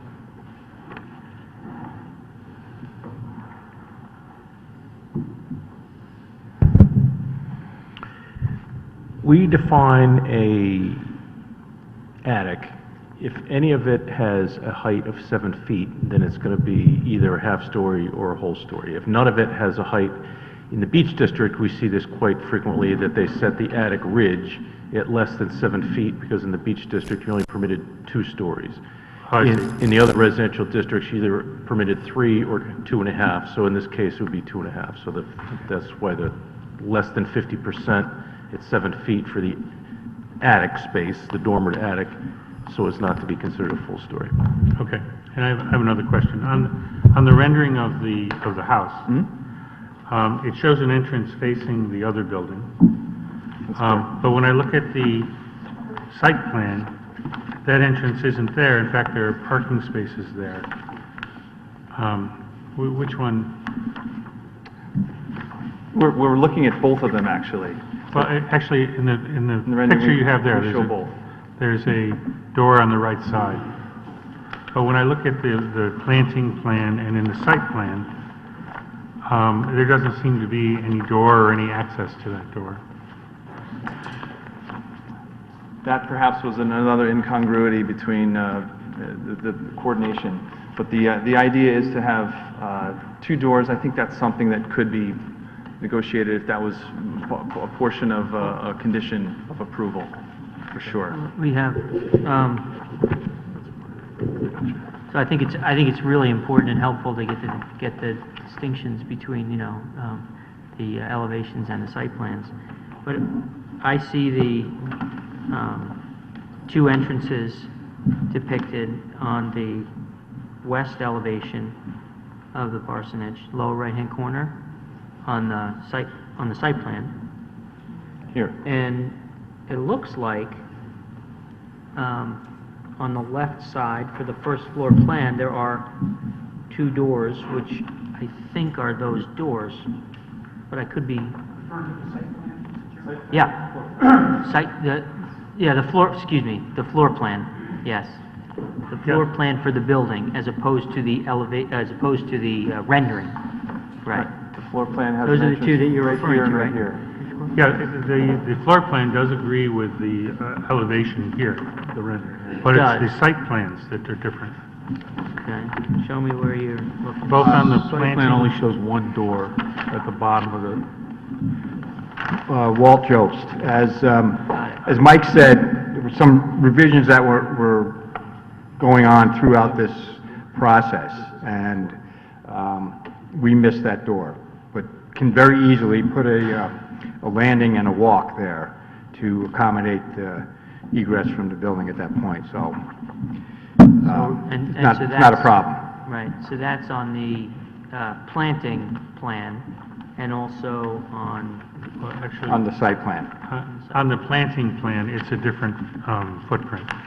But on the site plan here, where it has the same footprint, it has the same problem. Yeah, the site plan hasn't caught up yet with the architecturals, which we will do during the construction plan development phase. as I said, we can very easily provide a patio and a walkway at that portion of the building to Yeah, accommodate and egress. I don't think anybody's challenging that you, No. that you can. I think that Commissioner Corcoran's point is that what we do here is approve the site plan. And so if the site plan hasn't caught up yet with the design of the building, then what are we doing? So we gotta figure that out. We gotta figure out whether, you know. and Make it a when condition it's of gonna approval, site plan to be updated and show the ability to exit parsonage at that point. Right. I think that's the only happen. Yeah, okay. Was the one raised by Commissioner McAleese, that was resolved? That was resolved, so I think it's Just that one? second entry to the parcel. Okay. All right, so that would be on the site plan and on the planting plan. Is it also the lighting? Well, the two plans don't agree with each other either. Yeah, so it has to, carries over to the issue carries over to the lighting plan as well, is your point? Yes? I haven't looked at the lighting plan, but just the footprint of the two on the footprint on the planting plan does not agree with the floor plans. The second. No, just it's a different shaped building. If you look at the He's planting correct. plan, it has a little notch in the front right corner on the planting plan, but not on the site plan. I see what you're saying. Yeah, it has an additional extension. The geometry looks off, like it looks a little more squatter. Yeah. This looks like I see that now. They truncated 10 feet. Well, the landscaping and the lighting plan obviously are meant to focus you on the proposed landscaping and the lighting. I think, as the chair said, what is important is that the site plan should be consistent with the architectural plans, and as I understand it, the one discrepancy there is that second entrance in the Yeah. parsonage. I mean, I do also agree, though, that in terms of plans and what we are approving, that the planting plan should have an accurate representation of the footprints of the building, because that's what you're drawing your plantings around. And if there's a walkway and a door on the building, we gotta show the walkway and what, you know, so we just have to make the corrections and have the papers be consistent at some point. Any other questions? Thank you very much. Thank you, Mike. The next Mike, we did ask Mike Galante of Frederick Clark, obviously, to prepare a traffic analysis, which has been submitted to you, and Mr. Galante will briefly summarize that and answer any questions you might have.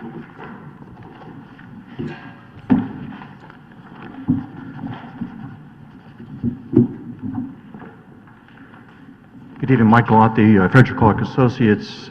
We prepared the traffic study dated May of this year, 2016, and there are a lot of numbers and a lot of charts and a lot of figures in the report, but I'll try to summarize it in a big picture.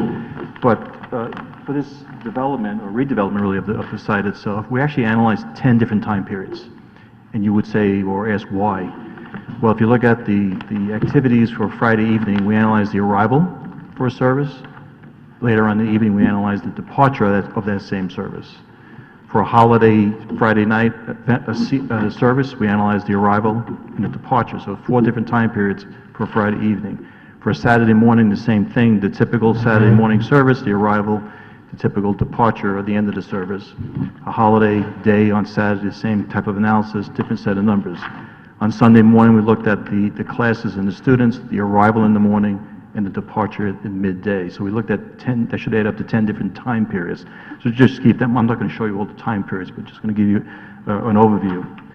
The site itself, this is figure 16 from our report, which just shows the site itself, Sample Water Drive, Brookside Drive, and I know the street names are a little confusing in this part of the street system.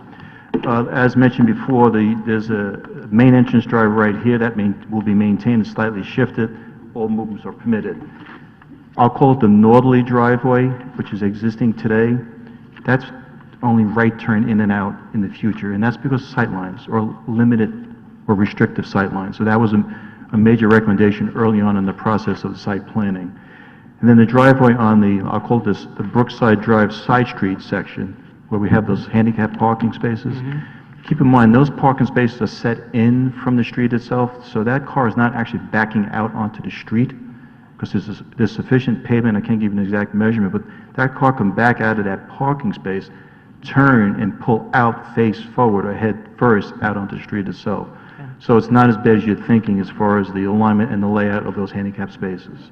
But we'll obviously take another serious look at it. But as mentioned, the vegetation is going to be cleared, but there's pavement there behind the parking space to accommodate the car pulling out, turning, and driving face forward, not backing out on the street. That, it was a very good comment, but we did look at that, okay?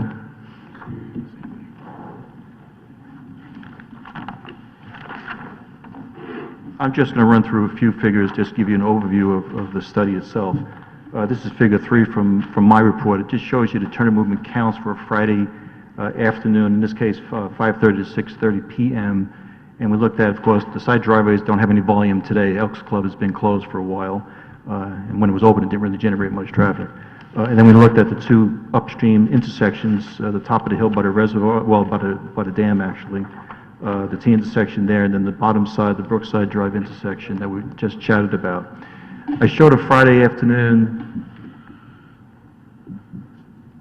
Sorry. Okay. I showed a Friday afternoon arrival because that's actually the highest volumes out of all the different time periods.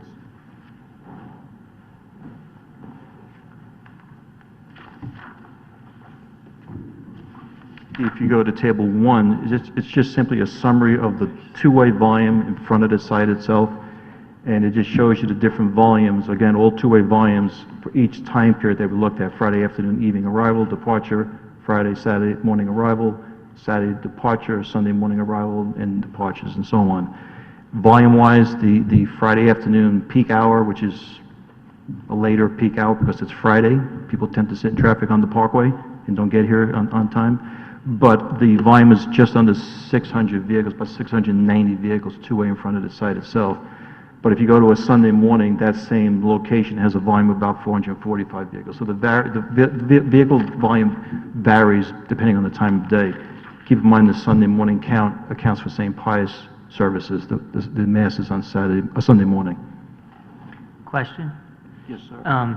The existing conditions numbers that you used in the analysis, is that when the Elks Lodge was in business, or? No, it was actually closed. It's been Closed at the time? as long as I can remember, it really hasn't been active at all. Right, so the impact of the project is really from a vacant.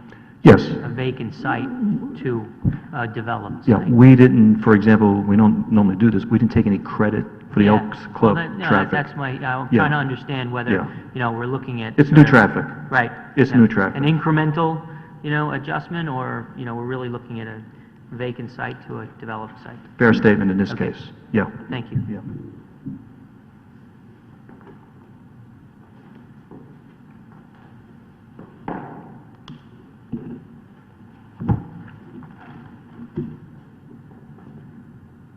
Table 4 from my report is just a summary of the different activities and the anticipated attendance, if you will.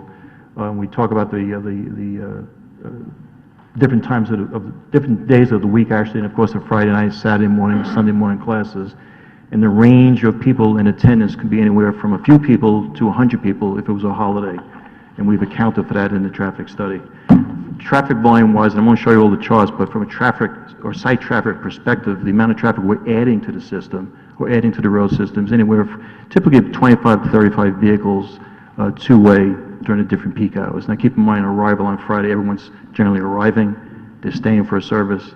Some point later on in the evening, they're leaving, they're considered departure. So we analyze, that's why we analyze so many different time periods, because there are different time periods for each service or class and so on. So that's what we've done.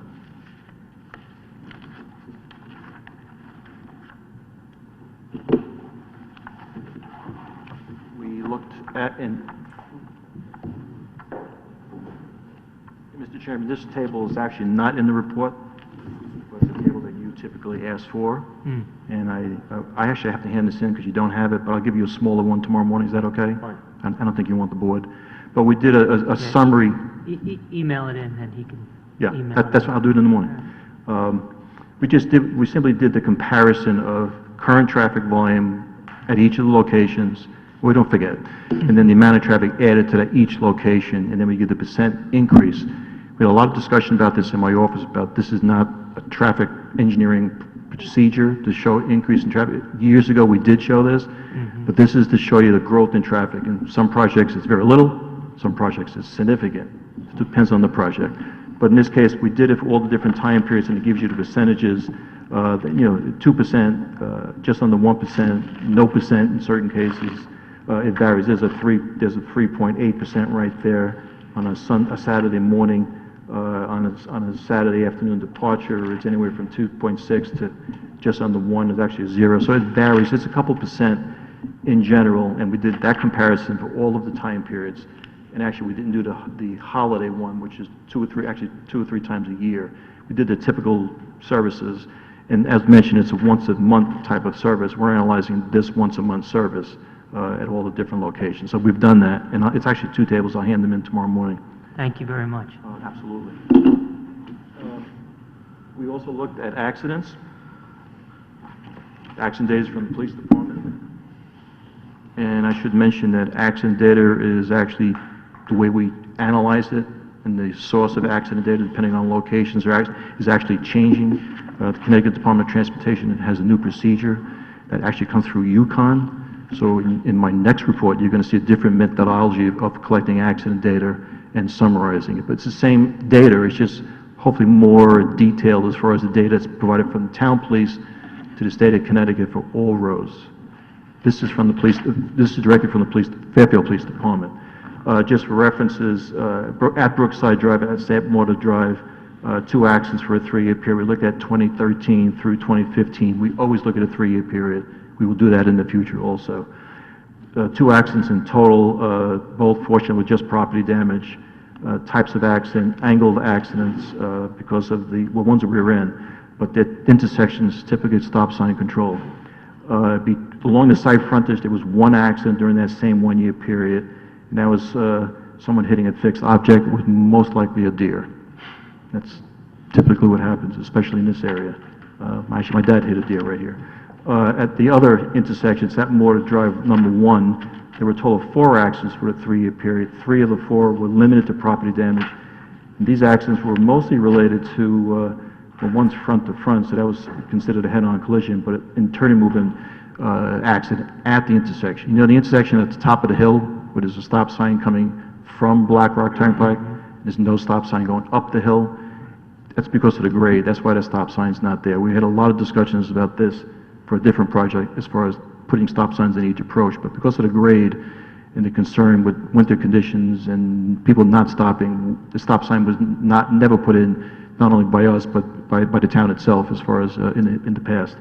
Because, I've always wondered about that, because people would be stopping on an incline. On a hill in snow, and there are several places in But the same is true in the town. opposite direction, though. You're stopping on a decline. Yes, So yeah. you still gotta, You may remember one gotta stop. on Mill Hill Terrace where they removed the stop sign years ago coming Yeah. down that steep hill. I remember that. So you can slide down the hill. And that was actually the reason at the time. There's a stop sign there now. It's not removed in the wintertime. But in general, we looked at accidents. We don't see any significant accident history here. We did measure speed, and that's how we got to the sight lines, and that's how we got to the recommendation to not have a full movement driveway on the Black Rock Turnpike side of the site frontage. And the driveway is really in the center of the site to get the maximum sight distance in both directions. That table is in the report. The Brookside Drive is an entrance only, essentially to get in and drop off people or use the handicap parking spaces, and then access the the total or full parking lot. From a traffic volume perspective, increase in traffic, yes, we're adding traffic. We're considering it a new development, certainly. We looked at all the different conditions, the services on Friday night, Saturday. We're assuming everyone's driving in this case, so we've analyzed that. So in essence, we don't have any recommendations for off-site as far as modifications to stop signs, pavement markings, we maximize and maintain what we need for sight distance based on the criteria that is from the state of Connecticut, and you know how we follow that and everything. That's based on the actual speed of the motors, not the posted speed limit of 25. So it's a higher standard. And just for the record, calculating stopping sight distance is going back to the operating speed and not the posted speed limit. So just so you know, not in this project, but just in general. So in essence, we have a report that I think covers all the issues, indicates that the roads can accommodate the traffic without any significant impacts to the roads or the intersections near the site itself. And that's a somewhat limited overview. Does anyone have any questions? Mr. Galante, what my concern is Sunday mornings between St. Pius and the Yes. Black Rock Congressional. Yes. And Hebrew School coming and going. How many cars you anticipate on Sunday mornings? Up to 35 at most. 35? Yeah. And And keep in mind, these counts include what's happening at Black Rock, Congregational up in Black Rock. Their hours they're busier a little bit later. St. Pius has a 9 o'clock and a 10:30 and a noon, which overlaps with our departure for the classes. But again, it's included in the traffic counts. That's for Champ Water. For both intersections, yeah, the volume, the background volumes include St. Pius, the masses on Sunday morning, But and your- Black Rock so you- Congregational. Your point is that, for the most part, well, all of them don't overlap in terms of ingress and egress, except for the departure at noon, where it does overlap. The departure on Sunday at noontime, there's an overlap of parishioners going to St. Pius for the noon mass. And we don't have services. No, It's just classes, just classes. We have the children. Right, which is every Sunday, which is why I'm asking also about Yeah. 45 to noon. Yeah. Right. Do we have any idea when Black Rock Congregational gets in? Walter could probably answer that. We cover all the churches. Being a member of Black Rock Congregational, first service on Sundays is at 8:30.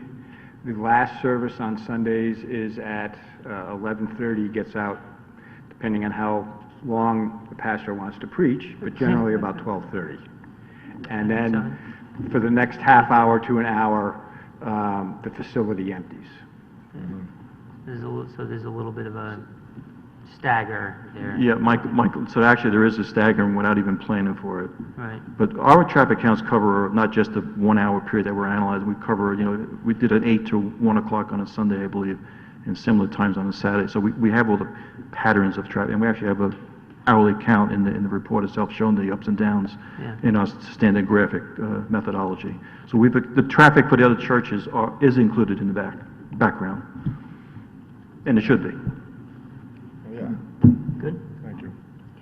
So, I have a question going back to the handicap spaces. Okay. And I just want to, you're the expert. Would you agree with me that it wouldn't be safe for folks to back out of there into the street? I mean, we want to prevent that from happening, right? I would agree with you. So how do we do that? Do we put a sign up that says, "Don't back out into the street, please turn around"? No, I'm going to ask Walt, actually, I have a suggestion. I'm not sure we can do this, but I would suggest maybe we flip these spaces so you back up this way. So you If they fit. so you come in and you come Turn in. right? So that when they back out, then they just go. They boom, pull boom, out. Right. I think it may fit. I mean, Turn it 90 degrees and do it clockwise.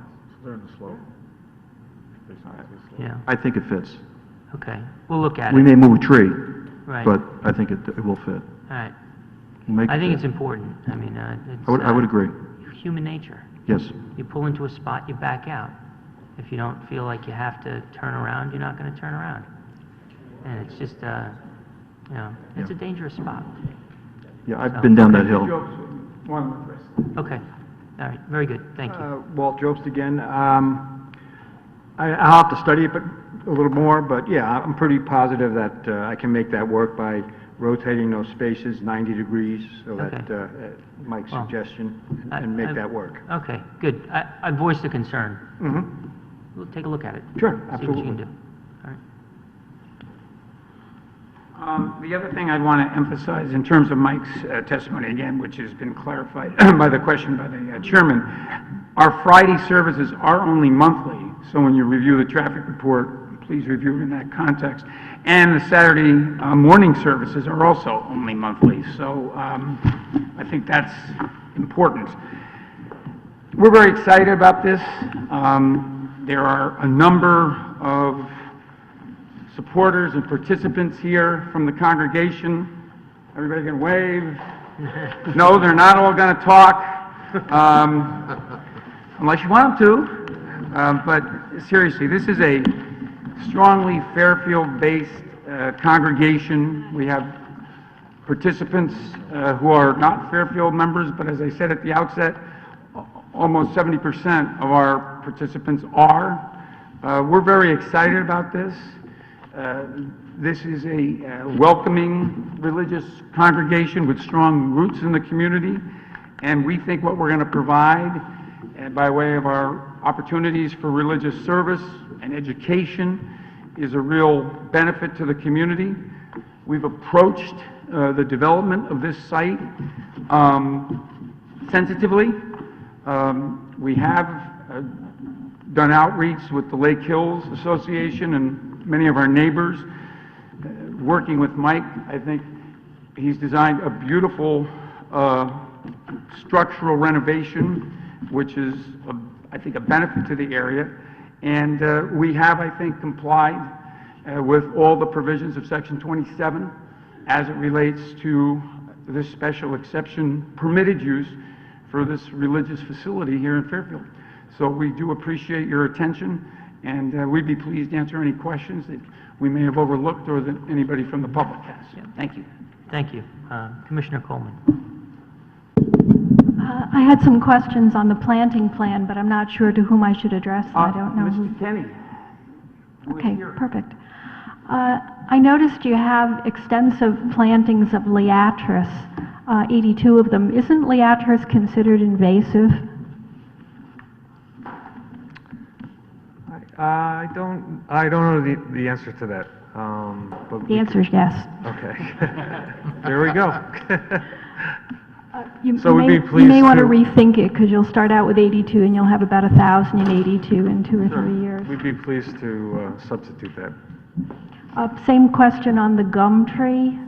Isn't Sweet that gum? the thing that makes those big, ugly balls that people don't want all over Right. their property? There are varieties that are seedless, so we can avoid that problem. But that, Okay, that was it. Thank you. okay. I think, so you'd be amenable to all non-invasive species? Correct, revised planning. Very good. Where was the Shabbat practicing before this location? Mr. Gruder will address. And just state your name and Yeah, it's rep- Ken Gruder, Gruder, attorney, supporter, and counsel for Chabad, Fairfield resident, 28 years. So I just want to clarify, it will help you to understand what we're doing here a little bit.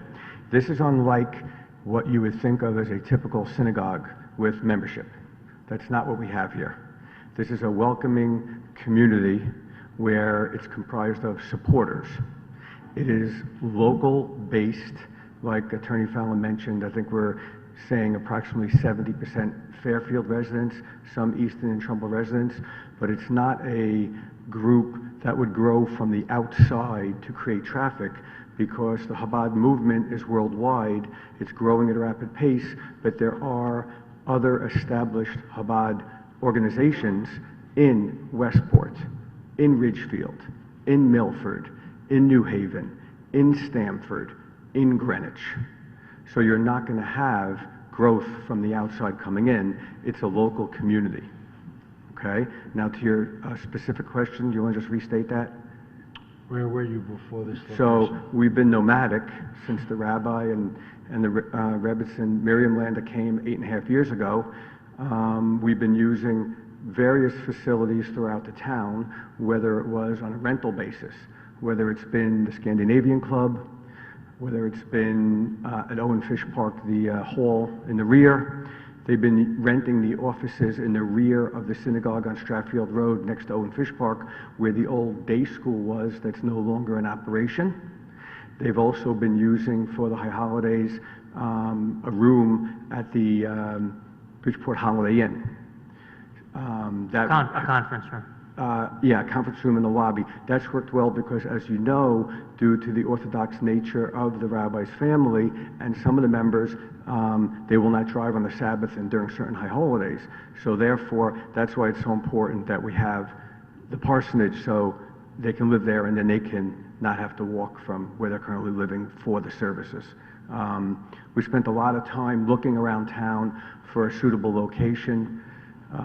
As you know, it's very difficult due to, first of all, the pricing and parking. And this really, we were warmly embraced by both the town on our application, our proposals, and also by the neighborhood. Attorney Fallon mentioned that we held a meeting for the Lake Hills Association because we thought that was the best way to get in front of the largest population of neighbors to go over everything, show them the plans, answer questions. How'd it go? And, excuse me? How'd it go? Went great. As you could see, there's only a few neighbors here. There was one couple we met earlier tonight who the husband was not at the meeting, so he came to ask some questions. We also reached out to Springer Road going that way up towards the lake. We have supporters here who live in that area, and it was enthusiastically embraced by them all. They all are in favor. I think that's why they're not here, many of them, because they're not opposing, but certainly if there's anyone who has questions or is opposing in any way, we want to meet with them, work with them, take their objections into consideration and try to make them happy and do something that everyone in the neighborhood will embrace by just the way we've already beautified the landscaping and fixed it up and the way we're keeping the lighting on to keep away people who may have in the past congregated in the parking lot and the like. So we're really trying to do everything possible to make it something that the neighborhood would embrace, unlike maybe what was there before where there was more of a, drinking establishment or later hours or things like that. So that's really the approach here, what we're trying to, impress upon everyone. Okay. Does Any other anyone have questions that I any could answer questions? about the organization for the like? Thank you very much for your comments. Okay. All right. Very good. Well, thank you very much. Are there any members of the public that wish to be heard? Yep. So everybody will get a chance to speak that wants to. Just come up to the podium, name, address for the record, and yep. Hi, I'm Caroline Gee. I live at 400 St. Mortar Drive, which is just above the Chabad. And I don't really have any complaints. I'm in support, but I would just have a request, a traffic request, because our community walks across that street to go to the beach, and there's no crosswalk or anything there, and I think perhaps with this increased volumes, especially on Saturday mornings and Sunday mornings, being, in the summer, kids are walking across the street there, they're, carrying boats, that kind of stuff. Having an actual marked crosswalk might be a nice idea. So that's my request. Very good. Thank you very much. Good evening. My name is Ann Epstein. I live at 245 Wilson Street in Fairfield for the past 21 years.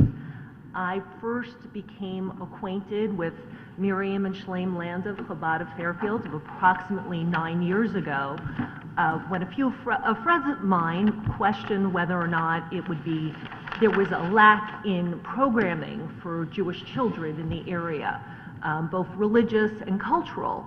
And they first discussed the idea of Chabad coming to Fairfield, Connecticut. So I questioned whether or not Chabad could thrive in Fairfield, Connecticut, when there were so many institutions, Jewish institutions, that were struggling at this time.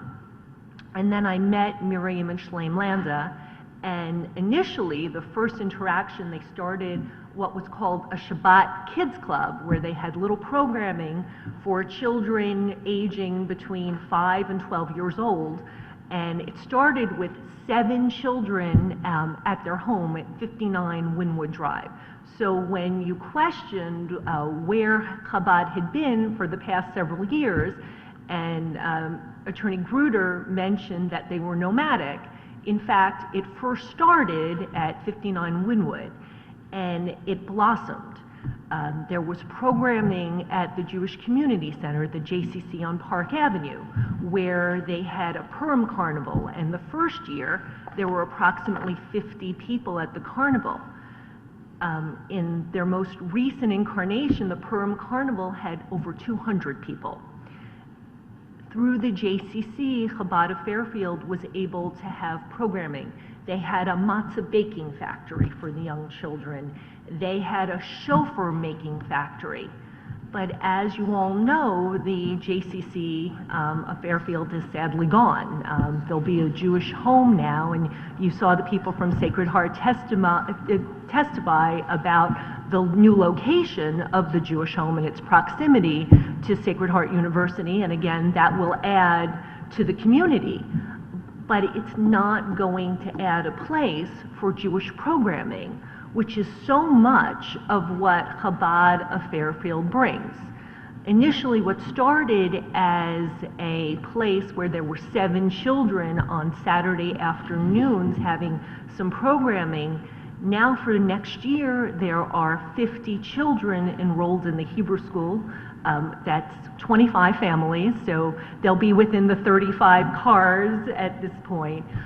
But what has happened, what is so amazing, is literally the growth that they have had in the 9 years. And again, as a longtime resident of Fairfield who has seen some of the synagogues struggle with membership and the loss of the JCC, the Jewish Community Center, which was a building that unfortunately, had outlived its usefulness. You had a very big building that unfortunately was becoming empty. What it seems to me is that Chabad of Fairfield has taken over so many of those things. So there used to be a carnival at the JCC, so now Chabad of Fairfield is running that carnival. Initially, when Chabad first came to the community, or the first couple of years in, they were able to have services on the high holidays at the JCC. But unfortunately, with that center being gone, there needs to be a new place to have potentially events there, services there. And it's my hope that with generations to come, you will see a tremendous growth in the Chabad of Fairfield and the participation in the community, because it really is servicing a need that exists. Thank you. Thank you very much.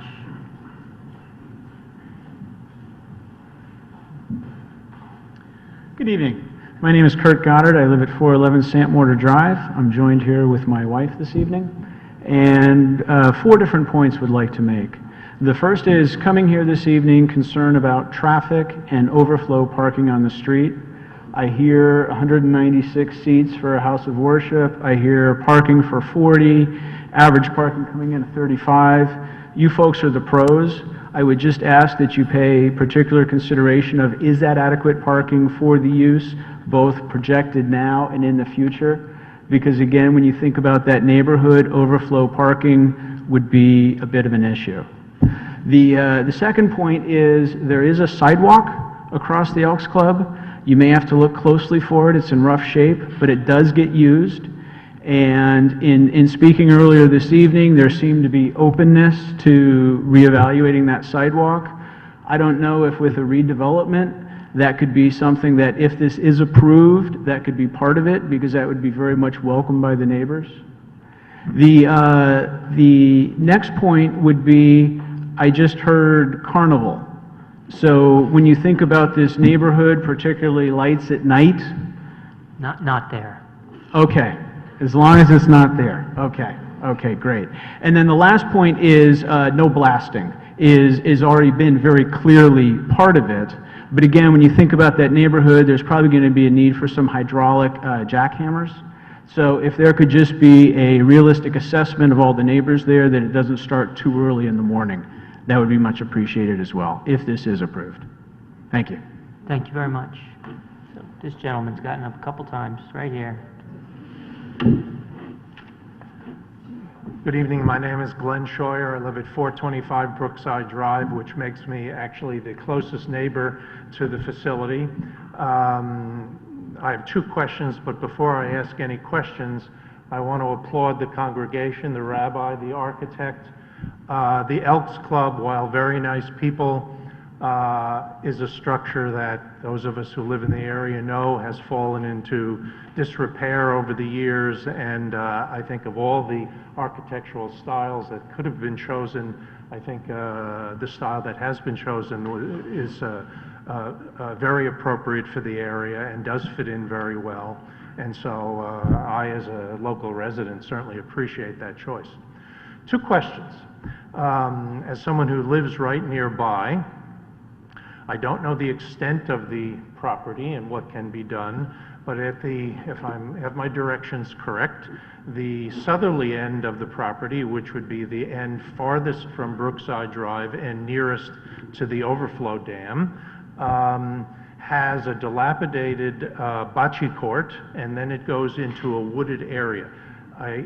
So my one question is, how far does the property extend there, and if it does encompass that area, is something going to be done there to make that look much nicer? That's question number one. Question number two is, at the other end of the property, which would be where it borders the portion of Brookside Drive that goes up the hill, right now there is asphalt surfacing, but there's no curbs, no delineation for specific parking spots at all there. Is that area going to be improved, perhaps with formal curbs, perhaps with a walkway? I don't know, but those are the two questions, which I think would both be great improvements. Great. Thank you. The applicant will address those on rebuttal when it's time. Any other members of the public? Sure. How are you? My name is Bill Mulligan. I've lived at 366 Brookside Drive for 63 years, so I have a unique, I guess, perspective on things. As was mentioned before, I am very concerned about the traffic in the parking area. I like to know, because the streets are very small there, that there wouldn't be that drastic overflow. The other, while someone had mentioned that there was a meeting that was held for the Lake Hills Association to come and chat about this proposal, I never received anything. I live at 366 Brookside Drive. I never received anything whatsoever. More importantly, I would like to see that while we have the plans that you had mentioned up front, Mr. Wagner, that there weren't in conjunction, we'll say. You have a plan over here and a plan here. Before this goes forward, I'd like to be sure that the plan is unique, that it's one, that we understand what we're going to do going forward, because this is bigger than just putting something else out there. The other is this: you have a platform there, a building. I live behind that. How high up is that structure going to go? I need to try to understand that. And I also need to understand how far back are you going to go into the property. Maybe none whatsoever, which is fine, but I do need to understand how high up you're going to go, because it does, in fact, impact the property value as I see it going forward. So those are the things I have the issue with, but most importantly is I was not informed of anything, any conversation that talked about this going forward. So if we could do that, and if we could also have the two plans conjoined into one plan before we go forward, it would be appreciated. Thank you. I can assure you that the plans will be consistent, and I know you will. I understood you say that very clearly. I just needed to bring it to you one more time. No problem. And all of the dimensions that you asked for are available for your information. And I'm sure that if you approach somebody after the meeting, they'll point out the height. I think it's 31.5 or something like that. It's right there. I'm sure it is. Thank you very much. You're I welcome. appreciate it. Any other members of the public? Okay. Mr. Fallon? Thank you, Mr. Chairman. Before I summarize, I think Mr. Gruder just wanted to make a few, this will be part of our summary, just to address a few comments. Just very brief. Two things that may have sounded scary. I just want to clarify. The word carnival, okay? We're not talking Ferris wheels. We're not talking anything outdoor. A Purim Carnival is a specific Jewish holiday, if you don't know, where there is inside the actual hall, there are some booths set up, things for the kids during Sunday school from the last hour, like a 2-hour thing. That's what the carnival is. It's not anything outside. It doesn't bring people from outside the community that's involved, and it's that one time a year, and there's nothing, it's not outside. It's not like the carnivals like we think about down at Jennings Beach. It's not that. You're not advertising. Everyone can it take a to the deep breath general- on that one, yes. You're not advertising it to the No, general public. You're putting it correct. out there for the families who are involved in Correct. Sunday school. Correct. to participate. Just to clarify. The other thing that was mentioned, I just want to clarify, is jackhammering and blasting. We did call a meeting, the Lake Hill Association, we went to the president, and they sent it out to their entire membership. So I apologize that that gentleman who spoke earlier was not notified. We're glad to have another meeting to show them and go over anyone who was missed. But we did pledge at that time, and we do still pledge at this time, that we are not going to be doing any blasting on the site. We know that's a very sensitive point with the community due to some issues with the dam in the past. Right. And we did go on record with that. No matter what we do, there will not be any blasting. We didn't want the neighbors to, actually, they told us that if we blast, they're gonna, so we put that on the record, basically, and we're happy to do it again. Good. What, yeah. Just to address a few of the comments and hopefully answer the questions in a positive way. Mr. Goddard can be assured, as I think you can note from the plan, we are proposing as part of our site plan to replace that sidewalk. So another benefit here will certainly be a very attractive and functional sidewalk. Beyond the comments about blasting, we're certainly mindful of the provisions of the Town of Fairfield noise ordinance with regard to any construction activity and when it can start and when it can't. And in the spirit of the remarks, you heard tonight from Ken, certainly we want to have an ongoing dialogue with the neighbors so that there are specific things of concern to them, Sunday activities, for example. We're open-minded to discussing that, but as a base position, there are provisions in place in the town ordinances that prescribe certain activities beyond certain times. We honestly are very comfortable with the traffic, the parking allocation. Hopefully you will be too, because it complies with your regulations. And in terms of what we do as a congregation, this parking that we are providing will be more than adequate for our needs. Mr. Scheuer can be assured that the bocce court, the famous bocce court, is on our property. And if you review or look at the site plan and the landscaping plan, I think you're going to see that that area is going to be materially rehabilitated and enhanced. Let's see what else I had here. And also there was questions with regard to the curbs and all that. That too is in the site plan. It will be taken care of. So I think we can offer Mr. Scheuer direct positive. Correct. Correct. Yeah, and we'll show you that after the hearing. It's right on the plan. Walkway? Yeah. No. So, I know it. So this is great, but I would encourage all of you to do this I agree. after the meeting. The last point I would make would be the height. The height is on both of the structures. 32 feet. That's what I thought. And, well within the provisions of the zone, and we're happy to review that with our neighbors as well. Mr. Alessi. We have, can we put an installation of a crosswalk? The crosswalk. We would be absolutely, that's a police commission something, matter. I would suggest that the way we would handle that would be the way we handled the matter involving that affordable housing application we had, where the applicant would work with Mr. Galanti to make that request as a condition of approval to the police commission. Ultimately, the police commission has the authority, but we would be the catalyst to support that. Yeah, no, I appreciate that. I mean, it is a really great suggestion, given the It's a good idea. recreational use that's right across the street there. We'll work with our neighbors, and we'll be the catalyst to bring that before the police commission as a condition of approval. Good. So in light of the goodwill and gestures that have been made, couple of the members of the audience who suggested that it might not have gotten the notice of a meeting. You've suggested that you want to meet with people separately, whatever. I'd encourage folks, you're not limited to engagement at this meeting. Give them your email addresses, phone numbers, whatever. If you're putting it out there that you're available to, receive phone calls and answer questions and such, I just encourage people to do that. And we'll do that after adjournment. Okay. But I think what's come across here is, you got another question? No, I'm not quite sure what that is. The lighting plan is dark sky complacent? Yes. Compliant, I'm sorry? Yes. So we're all good, the bottles, everything? Okay. Yes. All right. If you have a question that you can't ask after the meeting?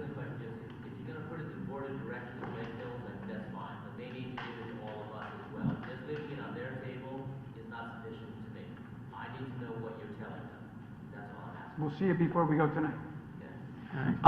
Just give him your email, and then you can copy him Well, on we'll do any it tonight. emails you send Yeah. to the board of directors. I think what comes across here is, this is a wonderful neighborhood, and this is a wonderful neighbor.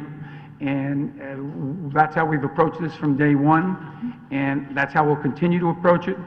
At the end of the day, it's a permitted religious use in the zone, subject to special exception review. And we've done everything we can to ensure compliance with your regulations. And I think at the end of the day, it's a big improvement, both as to the nature of the use and the aesthetics involved, and also the general matters concerning traffic and the like. So we hope you will be favorably impressed and disposed to approve this application. We appreciate your attention and consideration tonight. Thank you. Thank you very much. With that, I'll close the public hearing on this item, and I'll adjourn the meeting.